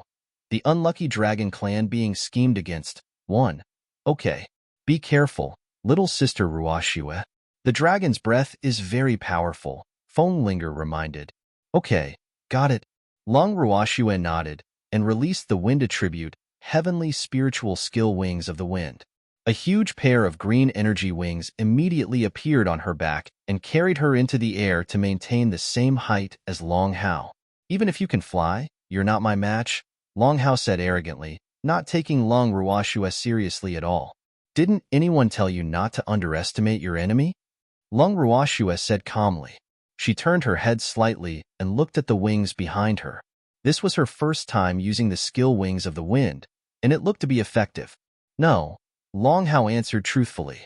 He knew that his race was very powerful before he was born. Therefore, he had never known what underestimating the enemy was.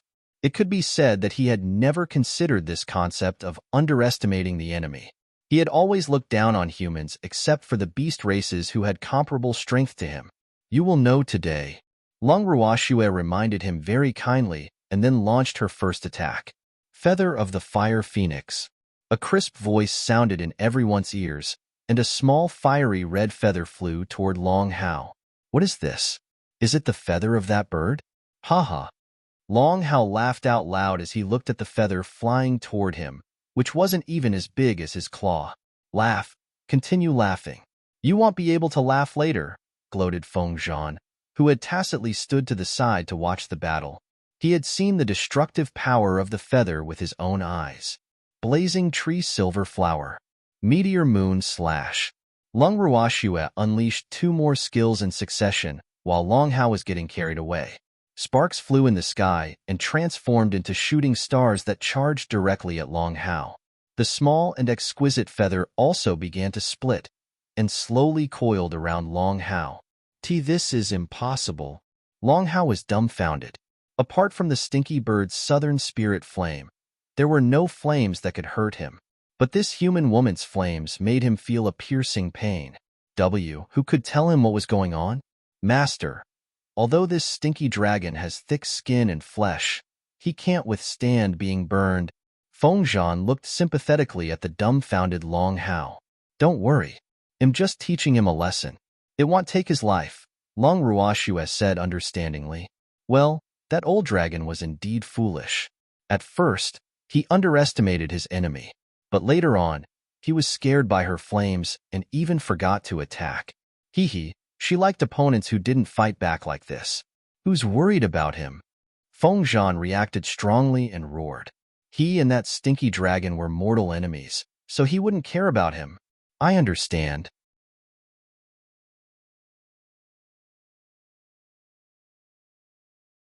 I understand. Long Ruoxue was very understanding. At the same time, she retracted her fire attribute spiritual power to prevent burning the old dragon ripe. Haha, you've become a roasted dragon now. Feng Zhan couldn't help laughing hysterically when he saw Long Hao's charred body. He was just short of rolling on the ground. Long Hao was on the brink of tears. He looked at his originally beautiful and dazzling scales that had turned black and felt regretful. Boo-hoo! He couldn't help sneaking peeks at Long Ruoxue with his big, teary dragon eyes. Boo-hoo! This woman is really terrifying. She looks so petite and cute, but why is she so ruthless? Do you still want to fight? Oh, right. You didn't even have the chance to attack just now. Why don't I let you go first this time? Lung Ruoxue said with an absolutely fair appearance. I won't fight anymore, Long Hao said fearfully. This woman was a devil. He couldn't afford to offend her. Moreover, he believed that he definitely wouldn't be able to take advantage of this woman even if he attacked first. Boo-hoo! His body was still in pain, and he didn't want to suffer any more pain. This is for you. It won't hurt anymore after you eat it. Lung Ruoxue was very kind and threw Long Hao a pill, but she was impressed in her heart. This old dragon was quite sensible. After this lesson, he should be able to happily return Fengde to her later. Hopefully, her opening gambit was not in vain. Long Hao took the pill and threw it directly into his mouth. But the pill was too small and melted in his mouth, so he didn't taste it at all. He only felt a light fragrance lingering in his mouth, leaving a rich aftertaste. What was more magical was that his injuries were all healed, and his beautiful scales regrew. Are there any more? Give me another one, Long Hao asked shamelessly, as if he had forgotten that she was of the human race that he despised the most. Scram! Feng Zhan roared while rolling his eyes at Long Hao. Master, I want one too. Feng Zhan looked at Long Ruoxue pitifully like a puppy after yelling at Long Hao. Boo-hoo. A lot of my feathers were plucked off by that stinky dragon. Take it. Lung Ruoxue forced a smile and threw Feng Zhan a similar pill. Thank you, master. Feng Zhan took the pill and hurriedly threw it into his mouth. In an instant, his injuries healed, and the feathers that had fallen regrew. Dragon Emperor, it's not impossible to obtain pills, Lung Ruoxue said softly while looking at Long Hao's gigantic body. Really? Long Hao was pleasantly surprised. This pill was really something good, but I can't give any to you for free. You have to exchange something for them. Lung Ruoxue revealed her purpose after tossing out the bait. What is it? I'm very poor and don't have money, Long Hao said with a bitter face. Bullshit. You dragons are the wealthiest, yet you claim to be poor. How embarrassing. Feng Zhan exposed him unceremoniously. Dragons were the best at plundering good things.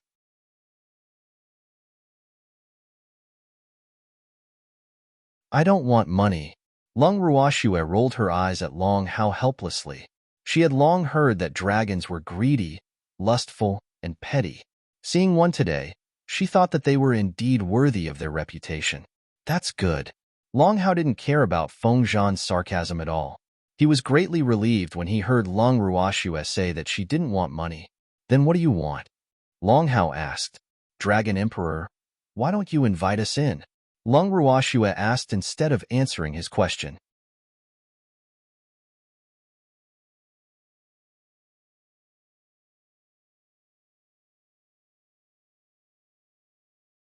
Chapter 233. The Unlucky Dragon Clan Being Schemed Against 2. I'm sorry. I forgot. Please come in. Long Hao said, slightly embarrassed. To be honest, he hadn't intended to invite them in before, but things were different now. After Long Hao finished speaking, a bridge immediately appeared between Dragon Island and the beach. Under the guidance of the Dragon Emperor, Lung Ruoxue and the others stepped onto the small bridge and entered Dragon Island. Upon entering Dragon Island, Lung Ruoxue found that the entire island was unbelievably large. The small mountain she saw outside was merely the tip of the iceberg of Dragon Island. However, this Dragon Island was a little too desolate. Even though Dragon Island stretched as far as the eye could see, there wasn't a single tree on the island.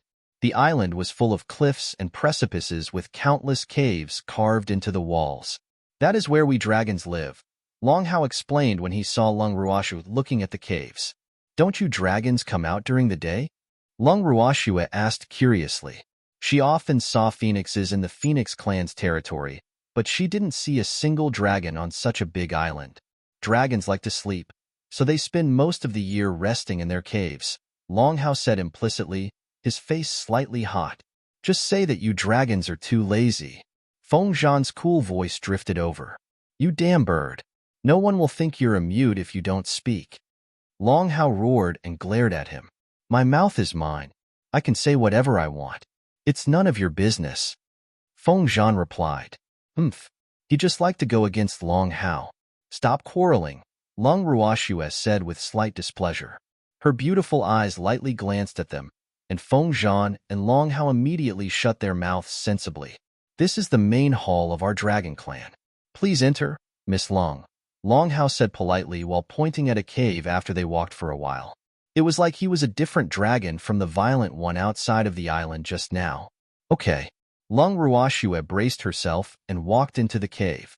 The cave was relatively clean, but it was pretty shabby compared to the main hall of the Phoenix clan. There was nothing else besides a few rows of stone chairs on both sides of the throne. Please take a seat, everyone. After entering the cave, Long Hao transformed into a human and sat directly on his throne. Long Ruoxue casually found a chair and sat down. Her beautiful eyes looked at Long Hao, who was sitting on the head seat. This dragon was also a stunningly beautiful man. He looked about 20 years old, with a tall body, purple golden hair, golden eyes, and a body full of kingly majesty. Why are the human forms of spirit beasts so beautiful? She didn't understand. Miss Long, what would you like to exchange for the pill? Long Hao asked eagerly after they sat down.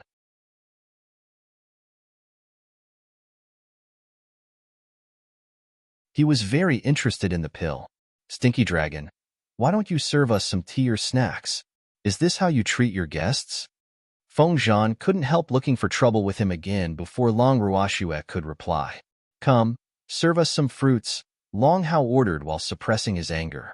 He was so angry that he wanted to grill the bird and eat him. That's more like it.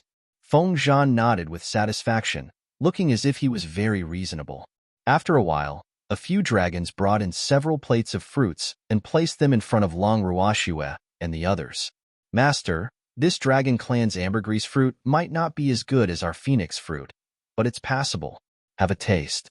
Feng Zhan picked up a green fruit that resembled a pear and handed it to Long Ruoxue. You damn bird. Who said that our dragon clan's ambergris fruit isn't as good as phoenix fruit? Long Hao hated to hear such words. His loud voice shook the entire cave. But this time, Long Ruoxue ignored their argument.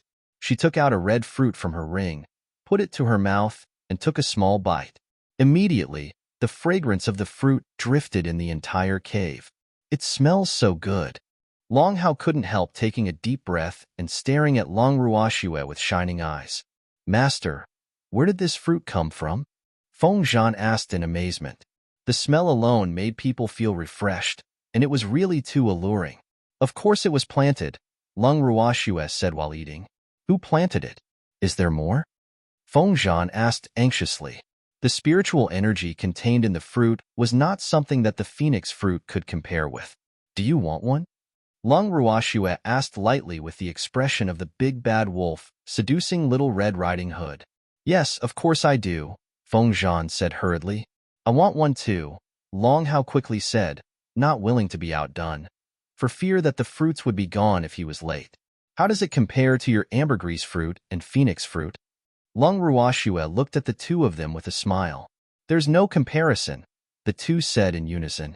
So, are you still going to argue? Long Ruoxue asked. No more, no more. The two smiled apologetically and cooperated very well. For you. As for the Dragon Emperor, you can exchange something for them. Long Ruoxue threw Feng Zhan a storage ring and then spoke to Long Hao. Master, you're the best. Feng Zhan quickly put the storage ring away, as though he was afraid that someone would snatch it away. Miss Long, what do you want? Anything is fine except money, Long Hao said resolutely. Relax. I don't want money, Long Ruoxue said helplessly. Are dragons really that poor? So stingy. Please tell me, Miss Long. I will try my best to satisfy you if it's within my means, Long Hao said generously. Master, they'll say it for you. Feng Zhan winked at Long Ruoxue with a mysterious expression. Long Ruoxue nodded and agreed to let Feng Zhan be her spokesperson. Stinky Dragon, listen carefully. My master's condition is very simple. First, we want essence restoration grass. This condition isn't difficult to fulfill, right? Feng Zhan raised his eyebrows slightly. It's not difficult. Essence restoration grass was useless to them. Second, you captured a human a while ago, right? How do you know? Long Hao asked curiously, but his eyes were looking at Long Ruoxue. Could that human be related to her? In that case, it won't be easy to handle.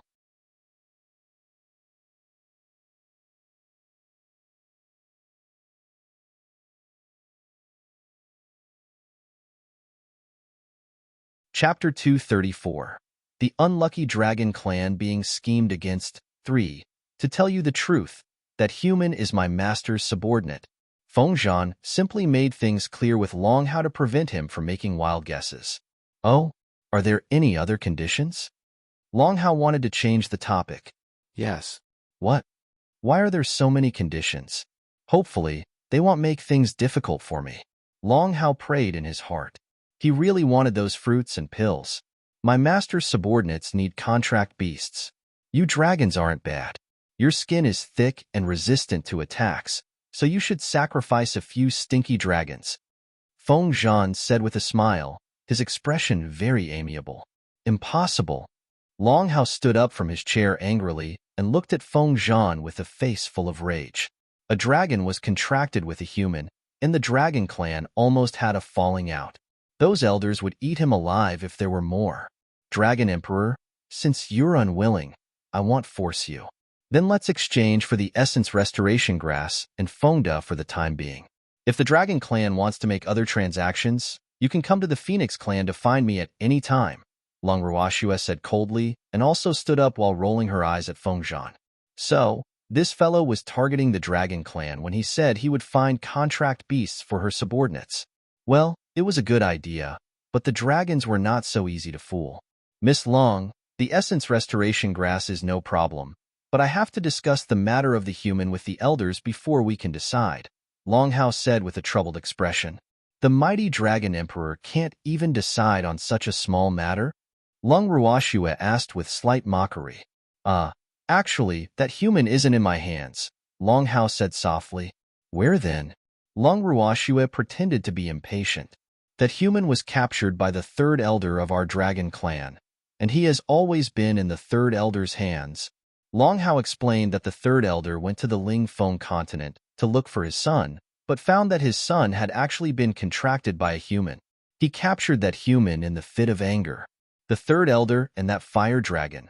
Long Ruoxue asked lightly while staring at Long Hao with her beautiful eyes.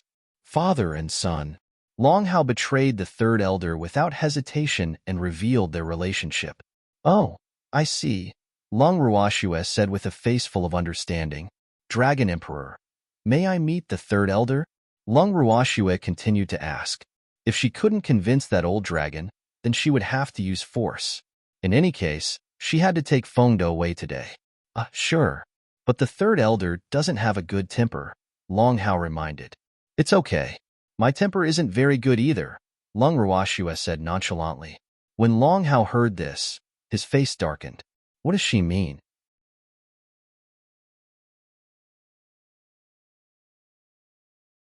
Is she going to use violence to curb violence? It's not impossible. Good luck, third elder. For his own benefits, Long Hao betrayed the third elder easily. After bringing Long Ruoxue and the others to the third elder's residence, he found a random excuse and immediately slipped away. Master, are we going in? Feng Zhan asked eagerly. Beating up dragons was his favorite pastime. Royal father, let me take the lead. Feng Linger's beautiful face was full of excitement. She couldn't defeat the Dragon Emperor, but that wasn't the case with the third elder. What are you doing? We're not here to fight. Cold sweat dripped down Long Ruoxue's forehead. What a violent pair of father and daughter. Why are we here then? Feng Linger was puzzled. Those stinky dragons were all very stubborn, and there was no helping them unless they beat them up. Of course we're here to negotiate. We have to convince the dragon with reason. Long Ruoxue boasted shamelessly, her beautiful face devoid of any shame. Oh, Feng Zhan and Feng Linger responded, but their eyes were full of disbelief. Stop looking at me like that. I'm a pacifist. Long Ruoxue walked directly into the cave without looking at them. Human, Where did you come from? How dare you trespass into my mansion?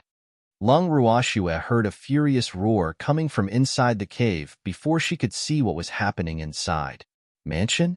Lung Ruoxue couldn't help laughing. This old dragon is quite interesting. He actually called this shabby cave his mansion. It was really unexpected. Little girl, what are you laughing about?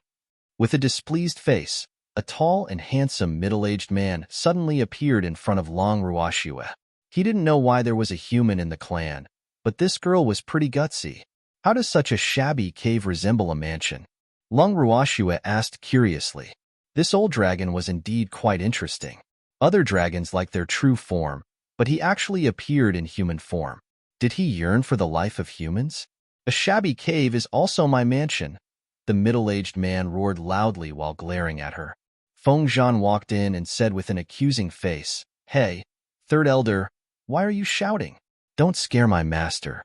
Phoenix King. Huh, your master? Who is that? The third elder was so surprised that his jaw almost hit the ground. Am I deaf? Did I just hear the Phoenix King say my master? The master he's talking about is me. Lung Ruoxue kindly explained. She had been thinking about how to move this old dragon. Her principle was to try not to fight if possible. But if she had to, then she would ruthlessly beat up her opponents until they became well-behaved. How can the mighty Phoenix King acknowledge a human as his master? Haha, I wonder if the ancestors of your Phoenix clan will be driven to their graves if they find out. The third elder burst into laughter. Third elder, don't worry. The ancestors of the Phoenix clan will definitely be very grateful to me.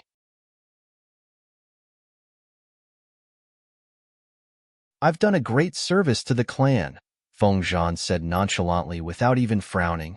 Really? Haha, Phoenix King. Did you bring this little girl in? The third elder asked, even though he knew it all along. Asking the obvious. Feng Zhan spat out these words coldly. He turned his face away, too lazy to look at the smug, old stinky dragon. Third elder, I heard you captured a human? Lung Ruoxue probed to see the old dragon's attitude.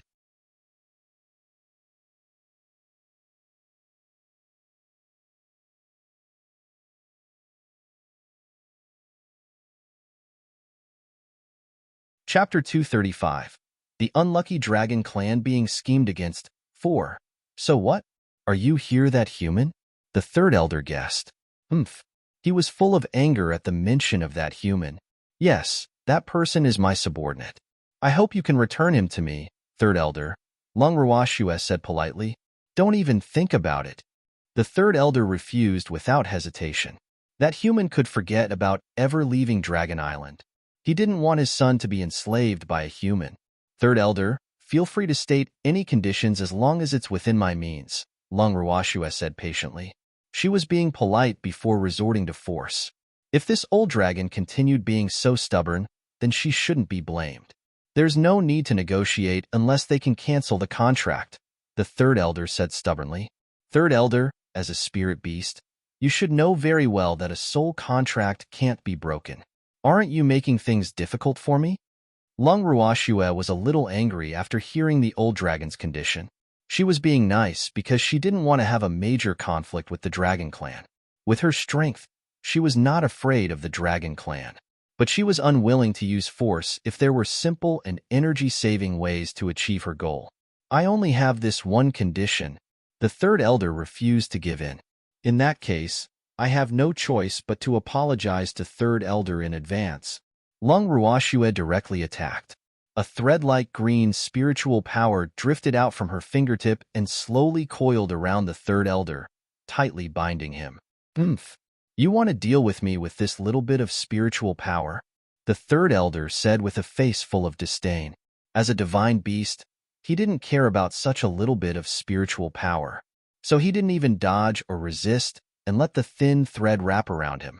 At the same time, in a cell on Dragon Island, Master, that female Jinx is here. A fire dragon hurriedly flew to the side of a cliff and shouted at the person locked inside. Which female Jinx? The person inside asked calmly. It's the female Jinx who captured me to contract with Master, Fire Dragon hurriedly explained. Fengde quickly ran to Fire Dragon and asked through the arm-thick railing, "Are you saying that Miss is here? To save me?"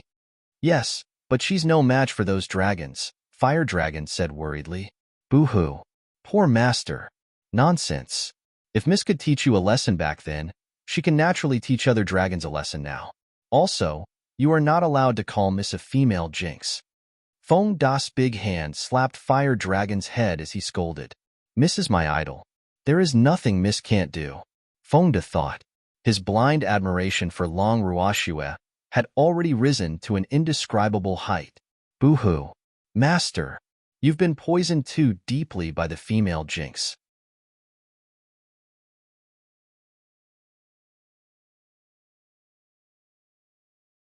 Fire Dragon complained in his heart while looking at Fengde with his huge dragon eyes like a little wife. "Where is Miss now?" Fengde asked excitedly. Huh. He knew that his young lady would definitely come to save him. At my father's place," Fire Dragon whispered, feeling very nervous. "Boo-hoo. Father, don't hurt the female jinx, or master will blame me." He knew very well how important the female jinx was in his master's heart. "Little Fire, your father is going to be in trouble." Fengde's face was full of schadenfreude. So what if that third elder is the father of my spirit beast? How dare he capture me and scare me? I have to prepare for my revenge." The thought of the sea beasts not far away eyeing him like food made him resentful. But he knew that the third elder would not kill him. Otherwise, Fire Dragon would not survive. The third elder's goal was merely to torture him mentally.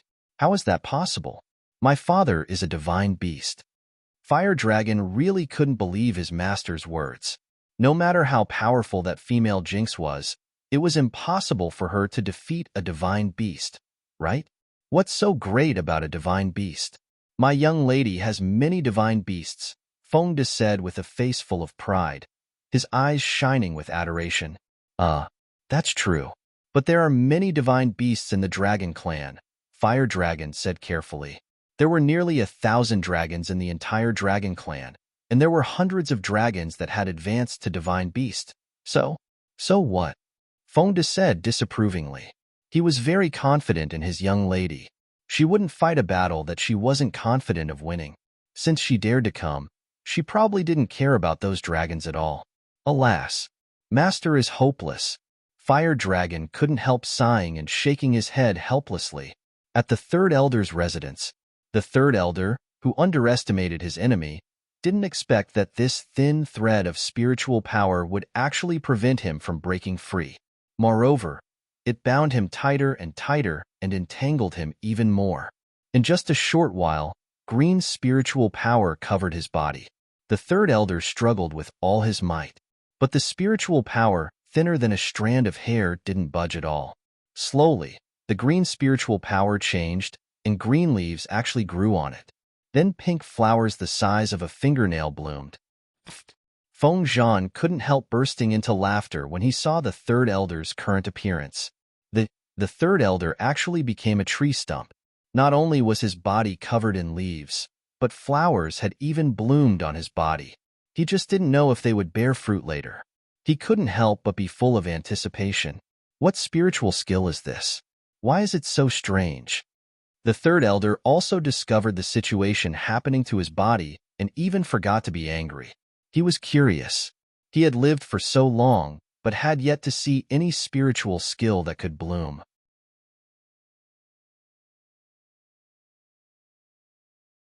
This is a spiritual skill I created myself.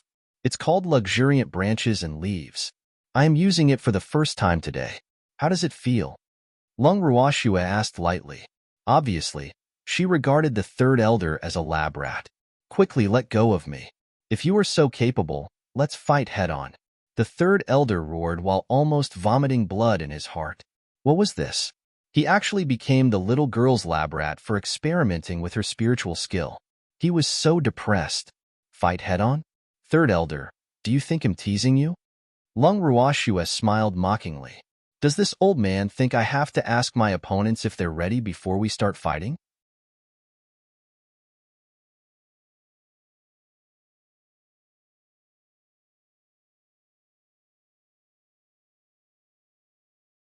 Chapter 236. To play the long game, 1. What I mean is, you release me, and we'll fight again. I won't accept it since you won unfairly like this. The third elder argued stubbornly. As the saying goes, all is fair in love and war. I only want the result. As for the process, it doesn't matter as long as it achieves my goal, Lung Ruashua said calmly. Well, she should still think about how to negotiate with the dragon clan. The third elder was so angry that he couldn't speak, and only after a while did he manage to squeeze out, You're despicable. Am I despicable? Lung Ruashua asked Fengzhan with an innocent face. How can Master be despicable? Those who don't know what's good for themselves and do nothing but rely on their identity as divine beasts are the despicable ones. Fengzhan said softly without even looking up. In Flame, go invite the Dragon Emperor over. Lung Ruashua instructed In Flame outside. Okay, we'll go find that stinky dragon now. In Flame, who was guarding outside, immediately flew happily to find Long Hao. After a while, Long Hao very reluctantly arrived at the third elder's residence.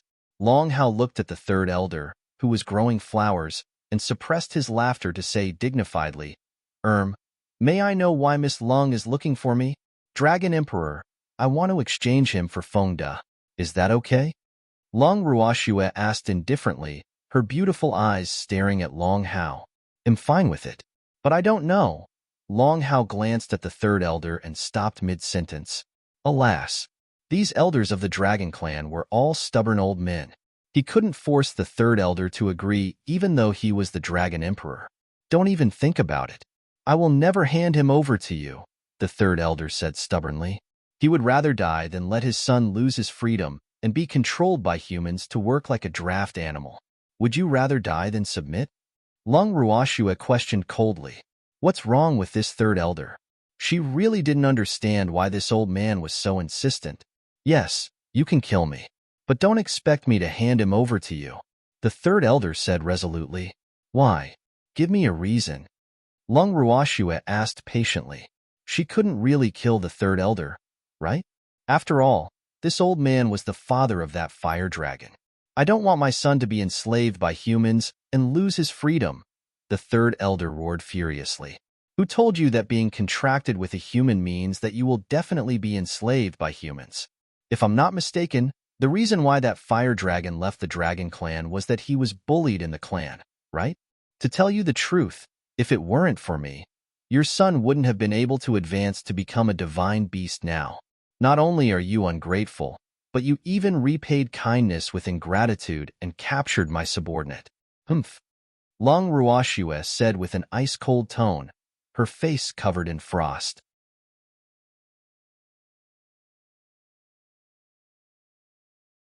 No, it's impossible. How can my son's advancement to divine beast be related to this little girl?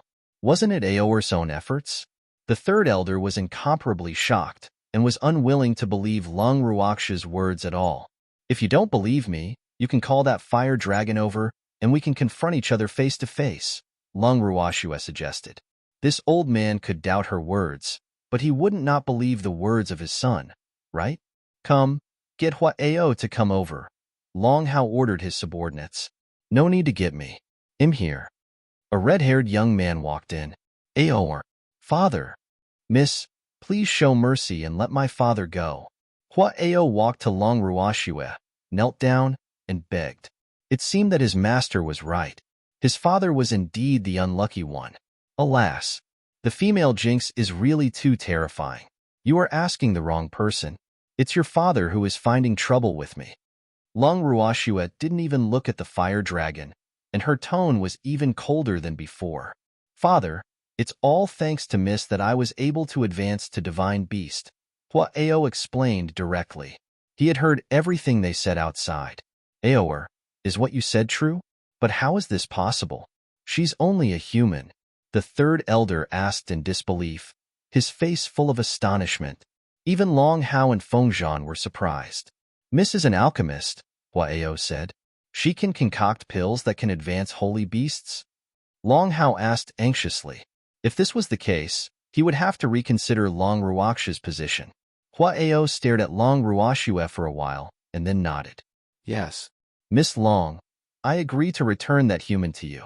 Please let the third elder go. Long Hao immediately said emphatically after hearing what Huareo said. Third elder, do you have any objections? Lung Ruoxue asked while looking at the third elder. And no. Although the third elder was still a little unwilling, he knew very well that he had to back down in the face of major issues concerning the Dragon Clan. In that case, let's exchange. Okay, Miss Long, what about our deal? Long Hao couldn't help asking. As usual, of course, Lung Ruoxue said generously. She wanted to extend the line to catch big fish, so she would give them some benefits first. Very well. Let's exchange the essence restoration grass and that human first. As for Miss Long's other condition, I have to discuss it with the elders, Long Hao said amiably and sincerely. Stinky Dragon, you really know how to take advantage of others, don't you? My master is exchanging her subordinate for your third elder. This has nothing to do with the deal, right? Feng Zhan said with contempt and ridicule. How am I taking advantage of her? Didn't we agree on this beforehand?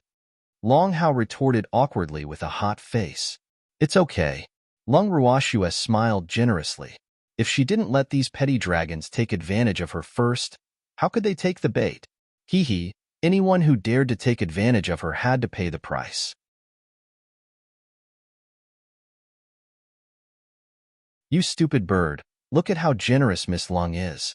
No wonder she can become your master, Long Hao provoked proudly. Feng Zhan rolled his eyes at him, despising him in his heart. Mississippi. Feng Da was brought to the third elder's residence. Seems like you didn't suffer any physical pain. Lung Ruoxue looked at the excited Feng Da with tears in his eyes. Feng Da's clothes were a little disheveled, and his face a little haggard, but he was in a better condition than she had imagined. You're tuning in to the Romance Rendezvous YouTube channel. We're so grateful for your support, and don't forget to subscribe to join us on this incredible journey through captivating stories. Your generosity through donations truly makes a world of difference, as it's the primary source of revenue that allows me to expand and enhance this channel for you. Thank you from the bottom of my heart for being a part of this adventure.